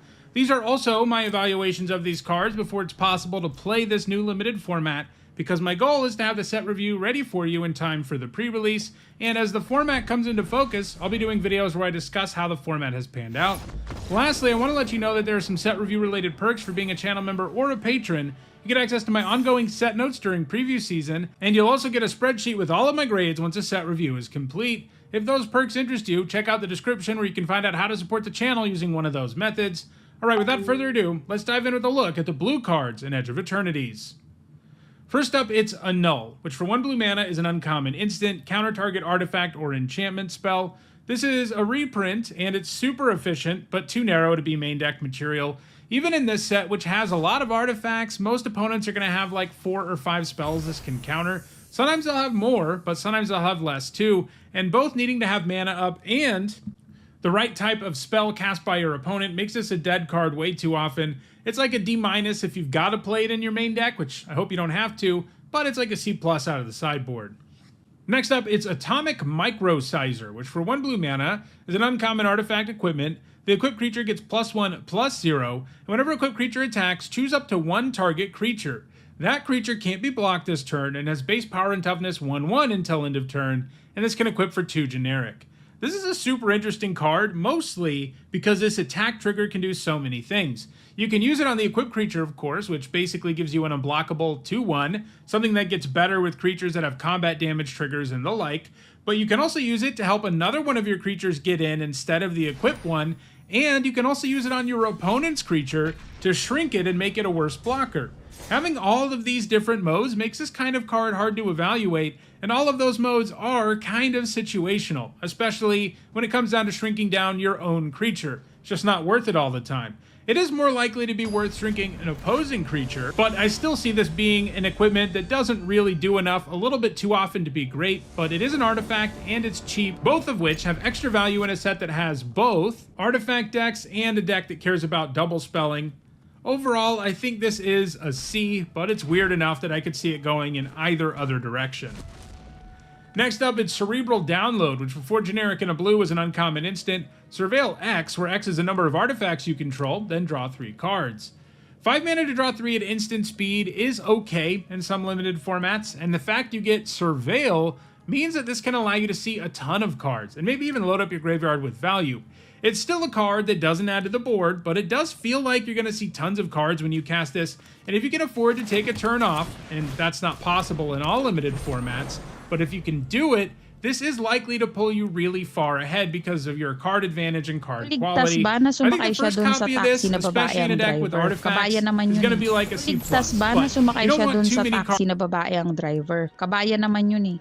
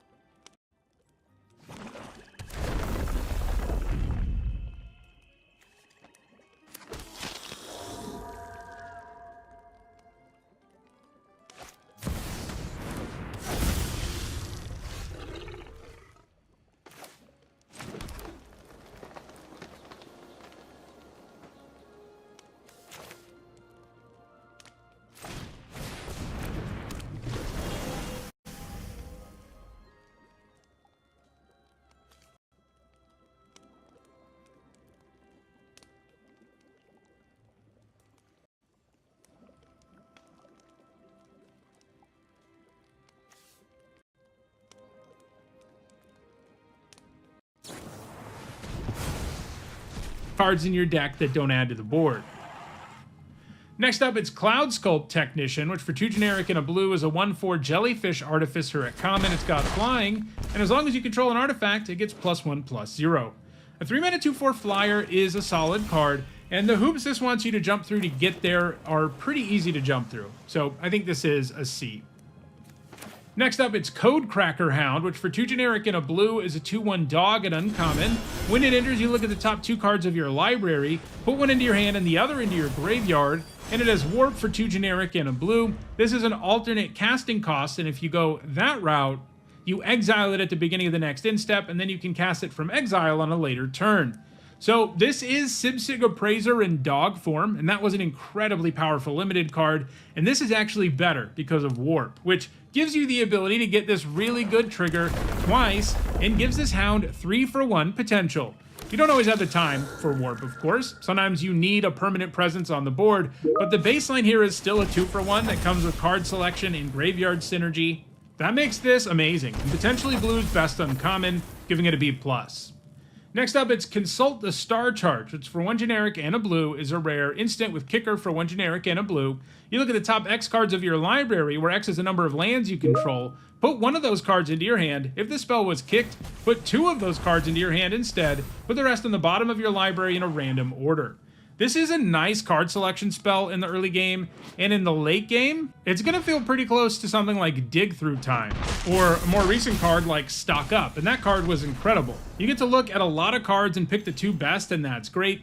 It still doesn't add to the board, but the efficiency here makes up for that in a big way, giving it a B.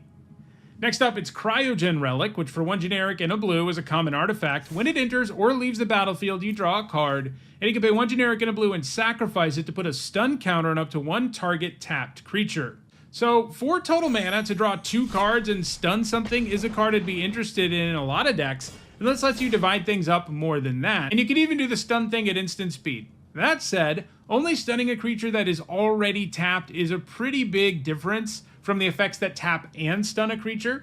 It's not a useless effect by any stretch, especially because this card will also draw you 2 cards, but I do just want to take note of the fact that that effect is a lot weaker than actually getting to tap the thing too. and that means that this frequently won't add to the board, or at least won't do something that meaningful when you sacrifice it, so I think it's a C. Next up, it's Cryo Shatter, which for 1 blue is a common enchantment aura with enchant creature. Enchanted creature gets -5/-0. When enchanted creature becomes tapped or is dealt damage, destroy it. Lately, they've been giving us super cheap removal in blue, and while this effect doesn't entirely get rid of a creature, which can be problematic when they have static abilities and stuff, plus no matter what, you do allow that creature to block at least once, which itself really minimizes how great a removal spell can be, since it takes an extra step to actually fully remove that creature. But I think all of that's okay because this is so cheap and does deal with like most of what a creature can do. It doesn't quite trade 1 for 1, but because it only costs 1 mana, it's kind of acceptable. I'm giving it a C. Next up, it's Desculpting Blast, which for 1 generic and a blue is an uncommon instant. Return target non-land permanent to its owner's hand. If it was attacking, create a 1/1 colorless drone artifact creature token with flying, and this token can block only creatures with flying.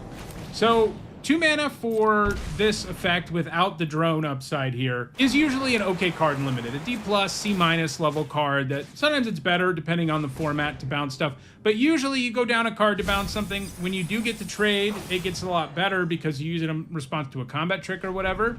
And this certainly has some extra oomph in this format because of spacecraft, like bouncing a spacecraft that your opponent spent a ton of time putting charge counters on is pretty nasty. But there's also another sweet mode this has where not only can you bounce something that your opponent's attacking with to generate a body, which is great, even one that's as small and unable to block things as this is. Getting a body is pretty good, but you can actually make that happen even more often because you can bounce your own stuff with this. That can be useful when you want to rebuy an interest trigger. You can just choose to attack with a creature that has an interest trigger you want access to, bounce it, get the 1/1, replay it. You're going to bounce your opponent's stuff with it more often, don't get me wrong, but this does have that mode where you can bounce your own thing when you want to. And the times where you do get the 1/1, especially bouncing your opponent's thing, I mean, it's basically a 2 mana 1/1 flyer that bounces target non-land permanent at instant speed. Like, that is a really strong card, and it's not always going to be that. But this has a couple of different modes that I like the look of, and the floor on the card is reasonably high, so I think it's a B-. Next up, it's Divert Disaster, which for 1 generic and a blue is an instant, and it says counter target spell unless its controller pays 2 generic. If they do, you create a lander token. This is an artifact with 2 generic tap, sack this token, search your library for a basic land, put it on the battlefield tapped, and then shuffle. So 2 mana counter spells can play pretty well in Limited, although letting your opponent get out of this for only 2 mana isn't great, especially in the later stages of the game, but at least you get a consolation prize. Basically, you do Divert Disaster because you get a lander token, which keeps you from getting completely blown out when this can't counter something. I'm giving this a C. Next up, it's Emissary Escort, which for 1 generic and a blue is an artifact creature robot soldier at rare, and it gets +X/+0, where X is the greatest mana value among other artifacts you control. So this demands you have some other stuff around. It doesn't count itself, and that means in the early game, it'll often just be a 2 mana 0/4, but there are plenty of artifacts around in blue, so this will often have a pretty beefy body. And you don't even necessarily have to wait until the later stages of the game for that to be true, because this is also kind of a warp payoff. If you warp an expensive artifact, get it on the board, and make this thing have more power on like turn 3 or something, it's suddenly going to be able to attack a lot more effectively. And I see that happening a reasonable chunk of the time, just like I think it's likely you have artifacts in play a reasonable chunk of the time. So the floor here is bad, and the ceiling's not insane, but it is fairly accessible. I'm giving this a C+. Next up, it's Gigastorm Titan, which for 4 generic and a blue is a 4/4 elemental at uncommon. It costs 3 generic less to cast if you cast another spell this turn. 2 mana for a 4/4, that's pretty good. And if you can spend your turn 5 casting a 2-drop and then casting this, you'll be reasonably happy with what went down. This is a pretty mediocre top deck though, and if your deck doesn't have enough cheaper spells, it's just not going to be worth running. And the ceiling here is still just an efficient vanilla creature, and not even one you run out super early. It's just one that you get a lot out of for the mana cost when things line up correctly. I think this is a C. Worth remembering, this is another card that can work nicely with cheap warp costs too. Next up, it's Ilvoy Galeblade, which for 1 blue mana is a 1/1 jellyfish warrior at common with flash and flying, and you can pay 2 generic and sack it to draw a card. Flash on a 1/1 flyer isn't exactly incredible, like this isn't ambush blocking anything, but you can leave mana up to do other stuff and then cast this if the other stuff doesn't come up. It also gives you a way to trigger double spell payoffs at instant speed. So that certainly matters. Flashing it in chump blocking and sacking it to draw a card is decent in a pinch. And dropping this on turn 1 is fine too. It's never really going to feel bad, but it's never really going to feel very good either. I'm giving it a C. Next up, it's Ilvoy Infiltrator, which for 2 generic and a blue is a 1/3 Jellyfish Rogue at uncommon. It can't be blocked if you've cast 2 or more spells this turn. And whenever this creature deals combat damage to a player, draw a card. These stats are bad, but there's some real snowball potential here. Drawing extra cards is a good way to keep on double spelling, so this works well with itself. The trick, though, is triggering it that first time, and unlike a lot of these payoffs, playing this and a second spell in the same turn to get the trigger doesn't achieve anything. So you have to count on casting 2 more spells on a later turn to get it going. So it seems a little slow. It's not going to line up right all the time. So I have a hard time seeing it as more than a C, though if this ends up being really good in the format, as someone who loves thieving magpie-like creatures, I'm going to be pretty happy about it. Next up, it's Ilvoy Lightjammer, which for 1 generic and a blue is a common artifact equipment with flash. When it enters, you attach it to target creature you control. That creature gains hexproof until end of turn. The equipped creature gets +1/+2, and it has equip for 3 generic. This works nicely against removal spells and is serviceable enough in combat, and the fact you can move it around to buff other stuff while also helping with artifact and double spell synergies, just because it's cheap and has flash and is an artifact, makes me think this will be a quality card in most blue decks. I'm giving it a C+. Next up, it's Ilvoy Operative, which for 1 generic and a blue is a 2/1 Jellyfish Rogue at common. Whenever you cast your second spell each turn, put a +1/+1 counter on this creature. You kind of need to get 2 counters on this for it to really feel worthwhile, and I think that's a pretty big ask. Sometimes you'll get it to grow a lot, like you'll play it on turn 2 and your opponent will never kill it. But there will also be times where it never grows or only grows once or dies to a 1 mana removal spell, and all of those combined are going to happen more often than this thing like really goes off and gains a bunch of counters. It's still a 2-drop. Decks need them, and when you're trying to double spell, having cheap 2-drops helps as well, so it does synergize with itself in a small way. But overall, this feels like a C- to me. I think it takes too much work for this to feel worthwhile. Next up, it's Lost in Space, which for 3 generic and a blue is a common instant. Target artifact or creature's owner puts it on their choice of the top or bottom of their library, Surveil 1. We've seen a variant of this card in like the last 10 or 12 sets, and it's always quality removal. It's never insane, it's too expensive for that, but 4 mana for a 1/1 trade at instant speed, and some extra value here in the form of Surveil means you're going to be pretty happy playing a couple of these in most blue decks, giving it a C+. Next up, it's Mechan Assembler, which for 4 generic and a blue is a 4/4 Robot Artificer at uncommon. Whenever another artifact you control enters, create a 2/2 colorless Robot Artifact creature token. This ability triggers only once each turn. So this text box is really strong. Getting a whole other artifact, a body that can trade for things since it's a 2/2, when you play another artifact or have them enter, it even counts tokens, is really good. But you know what's not is a 5 mana 4/4 that generally won't give you any value up front other than its meager body that your opponent can probably attack into or kill for 3 or less mana. And those are outcomes that are really going to be backbreaking when you play a card like this. It is true, even if you just trigger it a single time, you're going to feel like you've come out ahead, and that is the nice thing about this. I still think it's pretty good, don't get me wrong, but I do think it falls short of being like a premium card just because it's so inefficient for a little bit too long before it usually generates that first token for you. I'm giving it a C+. Next up, it's Mechan Navigator, which for 1 generic and a blue is a 2/1 Robot Pilot at uncommon. And when it becomes tapped, you draw a card and then discard a card. This card really doesn't feel like an uncommon, right? Like it's so simple and straightforward and not that powerful. But it's not bad. I mean, a 2 mana 2/1 that loots when it becomes tapped is, you know, in a normal set wouldn't be very good because you have a below rate stat line, and attacking with this just to trigger this isn't going to be worth it on a lot of boards. But when you throw stationing in, you can see this looting for you a couple of times before it goes down or has to trade for something. It's also got the artifact type. It's still a pretty underwhelming card overall. It's not exactly the card you're desperately trying to get your hands on to make your deck come together. And I don't even think it'll always make the cut, especially if you have like 2 spacecraft. It's probably not great. Giving it a C-. Next up, it's Mechan Shieldmate, which for 1 generic and a blue is a 3/2 Robot Soldier at common. It's an artifact creature. It's got Defender, and as long as an artifact entered the battlefield under your control this turn, this creature can attack as though it didn't have Defender. So this will frequently lose Defender, but a vanilla 2-mana 3/2 isn't a very good card in Limited these days. It's not that much better than a 2/2. It is, but it's only slightly better. It still dies to all the cheapest removal in the format. It can still be attacked into easily by a bunch of 1-drops in the format, and there are a lot of 3-drops that are big enough that... So I'm not that high on this. Maybe the artifact typing itself, where it's an artifact payoff and an enabler, will help push it higher than I'm expecting, but overall this looks pretty underwhelming. I'm giving it a D+. Next up, it's Mechanizoa, which for 4 generic and 2 blue is a 5/5 artifact creature robot jellyfish at uncommon. When it enters, you tap target artifact or creature an opponent controls and put a stun counter on it, and it is warp for 2 generic and a blue.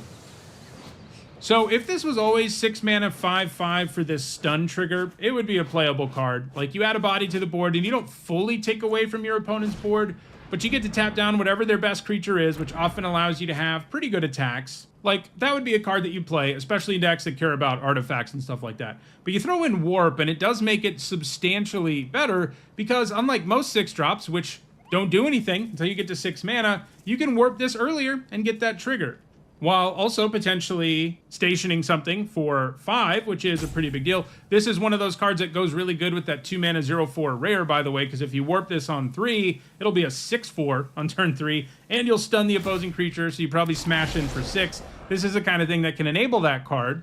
And yeah, I mean, I think this is a pretty good card all on its own. I'm always really into these Mana War-esque creatures that let you add a body to the board and really significantly impact your opponent's board. And this definitely does it at 6, while also having an earlier game mode that has various synergies with Artifact and Station and all sorts of other stuff going on in the set. So I think this is a pretty good common, I'm giving it a B-. Next up, it's Mental Modulation, which for 1 generic and a blue is a common instant that costs 1 less to cast during your turn. You tap target artifact or creature, and you draw a card. I like this. Spending 2 on it on your opponent's turn would be an okay card, especially in decks looking to double spell, but paying 1 for it on your turn is where things get really sweet, as it opens up the door to better attacks, while also efficiently cycling. It's still not amazing, but it seems like a solid card for mini blue decks in the format, giving it a C. Next up, it's Memenon, the Right Hand, which for 3 generic and 2 blue is a 3/4 jellyfish advisor at rare. It's got flying. You may look at the top card of your library anytime. You may cast artifact spells from the top of your library, and artifacts you control have tap, add blue. Spend this mana only to cast the spell from anywhere other than your hand. So a 5 mana 3/4 flyer isn't the worst stat line ever, and this thing can generate lots of value. There are plenty of artifacts in this set, and even just casting 1 off the top will make this feel well worthwhile, as it effectively means that you drew a card. You get a 2-for-1. Now, that said, even in an artifact-heavy format, you're typically only going to have like 10 cards in your deck that this lets you cast, and you'll frequently have fewer. But keep in mind that the second ability doesn't actually only specify artifacts. I mean, it does for the mana, but you can use it to help you cast warp stuff, which certainly matters in this set. So the whole package here feels quite good to me, even if it does take a little bit of work and time to go off. I'm giving it a B+. Next up, it's Moonlit Meditation, which for 2 generic and a blue is a rare enchantment aura. It enchants an artifact or creature you control. The first time you would create 1 or more tokens each turn, you may instead create that many tokens that are copies of enchanted permanent. This kind of thing is way too hard to set up in Limited. You risk a 2-for-1 in a big way, and it does stone nothing to upgrade your creature. Sure, getting creature tokens instead of landers seems kind of cool, especially if your creature is amazing, but things have to line up just right. Your creature has to be good, your opponent has to be completely unable to interact, and then you also need to start making tokens. And having all of that line up perfectly, it just won't happen. This card is going to lose you a lot more games than it wins you, either because it does nothing or you get completely blown out. I'm giving it an F. Next up, it's Mouth of the Storm, which for 6 generic and a blue is a 6/6 elemental at uncommon. It's got flying and word 2, and when it enters, creatures your opponents control get -3/-0 until your next turn. This enters trigger lasting until your next turn is pretty good, as it will typically mean your opponent has no worthwhile attacks, and that's pretty good when you have a huge flyer, and it may also make attacks for the turn you cast this better too, and ward makes sure your opponent can't just spend a tiny amount of mana to kill this, but it's still an expensive creature that can definitely be taken down for 4 or 5 mana in this set. And the enters ability isn't always the most relevant thing, and this does cost a lot of mana, so I think it's just a C. Next up, it's Nanoform Sentinel, which for 2 generic and a blue is a 3/2 artifact creature robot at common. When it becomes tapped, untap another target permanent. This ability triggers only once each turn. This is kind of cute with stationing stuff, and sometimes it can even help you ramp, but it has an underwhelming upside for a creature with below rate stats. Being an artifact helps a little, but I still think this is a D+. Next up, it's Quantum Riddler, which for 3 generic and 2 blue is a 4/6 Sphinx at Mythic Rare. It's got flying. When it enters, you draw a card, and as long as you have one or few cards in your hand, if you would draw one or more cards, you draw that many cards plus 1 instead, and it is warp for 1 generic and a blue.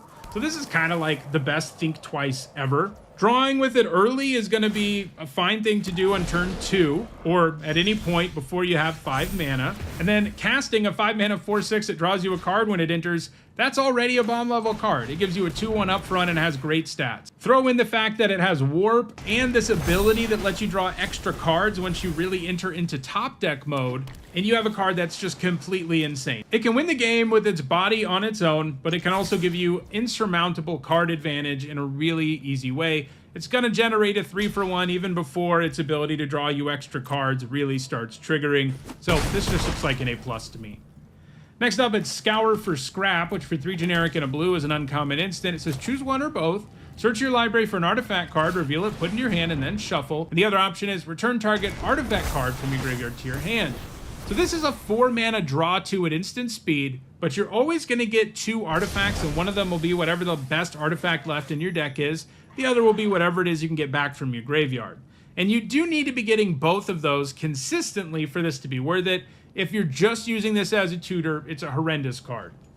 And if you're just using it to get an artifact from your graveyard to your hand, it's a horrendous card. So you need a lot of artifacts. That's doable in blue. It never adds to the board, which is always a problem, but I do think the 2-for-1 value it generates is going to make this a nice late game play. I'm giving it a C.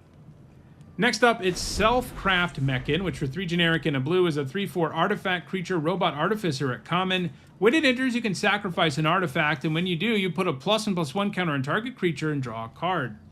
4 mana 3/4s are kind of okay, and sometimes this will be a 4/5 that draws you a card for 4, although drawing that card isn't quite as great as it seems since you have to give something up. On the bright side, the set has 3 different kinds of artifact tokens, drones, robots, and landers, all of which are pretty commonplace, so having something expendable is reasonably likely. You can even sacrifice this to itself in a pinch, which is a nice fail case to have on a card that has some pretty good potential to generate something close to a 2-for-1 and improve your attacks the turn it comes down. I'm giving this a C+. Next up, it's Sinister Cryologist, which for 2 generic and a blue is a 2/3 jellyfish wizard at common. When it enters, target creature an opponent controls gets -3/-0 until end of turn, and it is warp for 1 blue.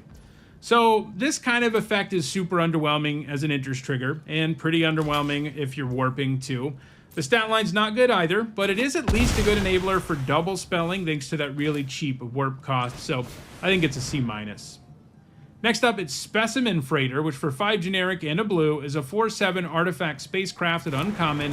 When it enters, you return up to 2 target non-spacecraft creatures to their owner's hands, and it has station, like all of these spacecraft do, and that means you can tap another creature you control and put charge counters equal to its power on this spacecraft, and depending on the number of charge counters on it, you get some effects. In this case, if it's 9 or more charge counters, it becomes a 4/7 flyer, and when it attacks, defending player mills 4 cards.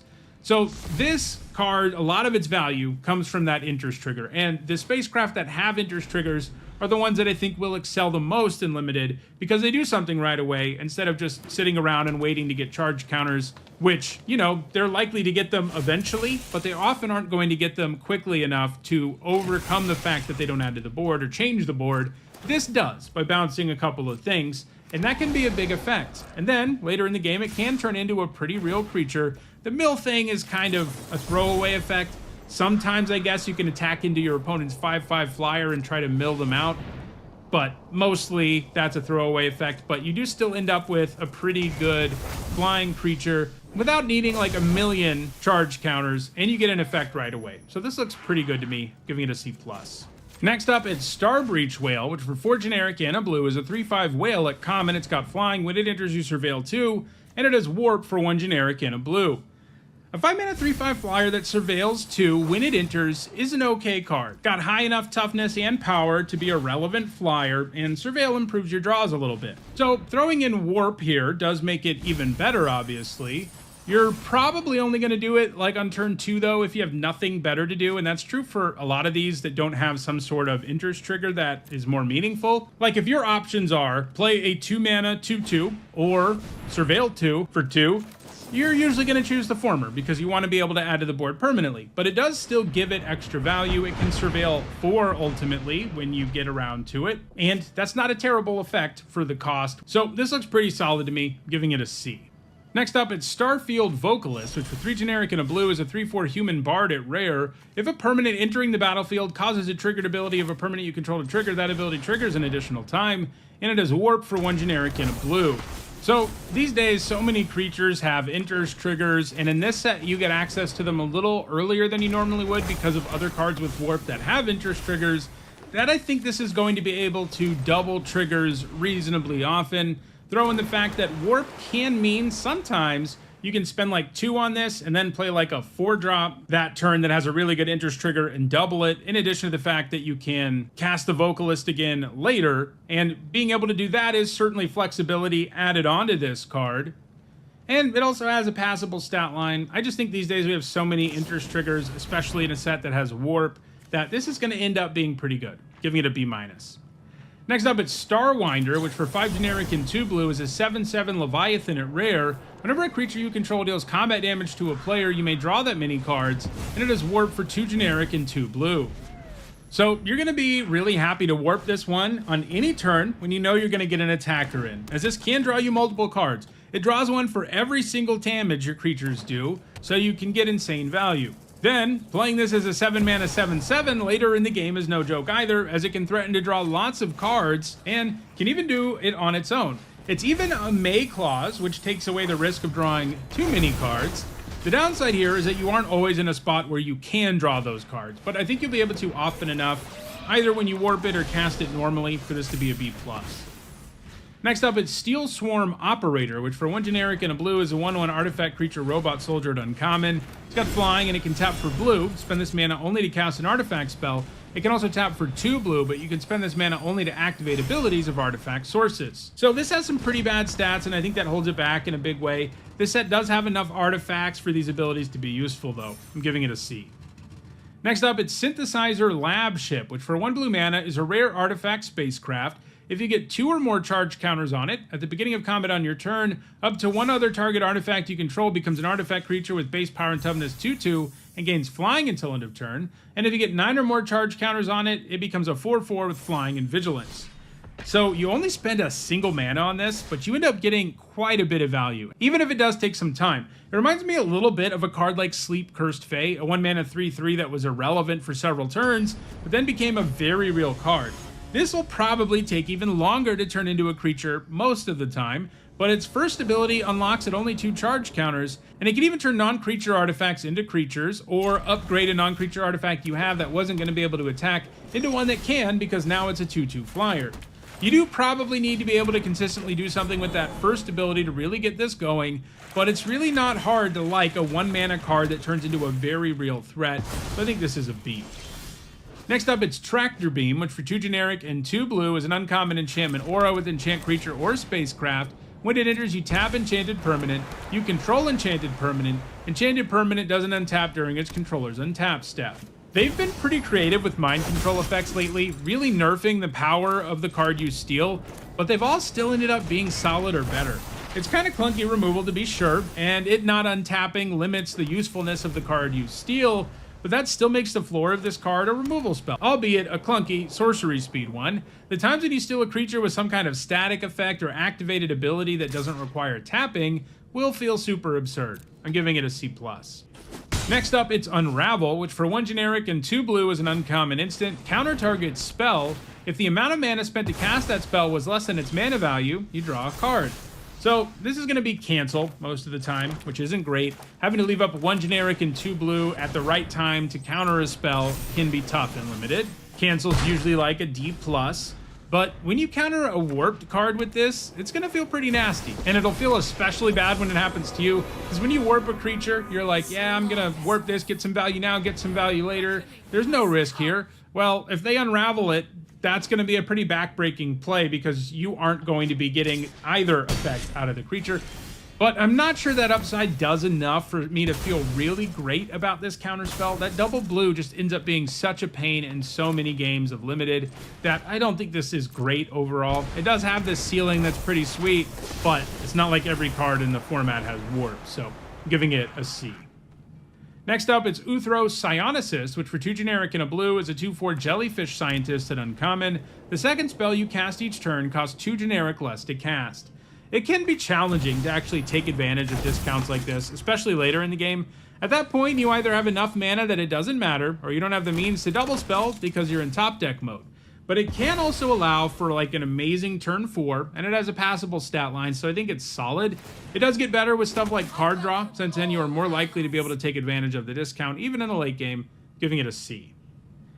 Next up, it's Uthro's Scan Ship, which for 3 generic and a blue is a 4/4 spacecraft at uncommon. When it enters, you draw 2 cards and then discard a card, and if it gets 8 or more charge counters, it becomes a 4/4 flyer.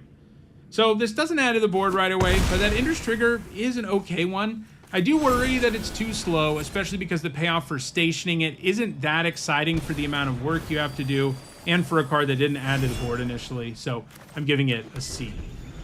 Our last blue card is Weft Walking, which for 4 generic and 2 blue is a mythic rare enchantment.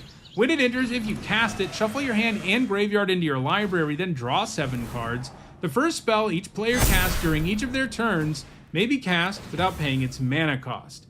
This card's a little bit weird, but I actually think it's pretty good in Limited. The wheel effect only lets you draw 7 new cards, and reloading your hand entirely is huge.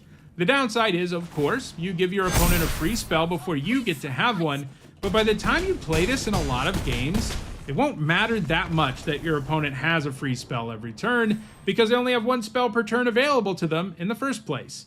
Meanwhile, you have a hand full of cards when you untap, and can most definitely take advantage of casting something for free, and then probably cast a bunch of other stuff. Now, it still doesn't add to the board, and being behind with this sounds pretty miserable. However, drawing 7 cards is nuts, even with the associated downsides, giving this a B. So those are all the blue cards in Edge of Eternities. If you enjoyed this video, please like it and share it so that others can enjoy it too. If you want to make sure you catch future videos, don't forget to subscribe. And if you want to catch up on the rest of the set review videos that are already out there, you should see a playlist on your screen shortly. Thanks for watching.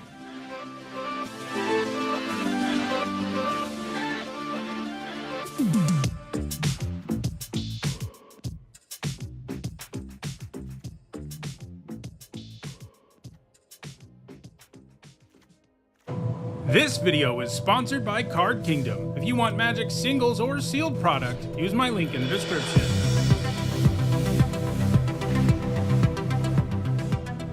Hi everyone, I'm Hone, and in this video I'm continuing with my Edge of Eternities limited set review. I've already looked at all the multicolored, colorless white and blue cards, and in this video we're looking at all the black ones. For each of these cards I'll discuss how I think they'll perform in limited, that means draft and sealed, and I'll punctuate each evaluation with a letter grade. If you're new to my set reviews and unsure of what my letter grades mean, you can find a guide in the description for this video.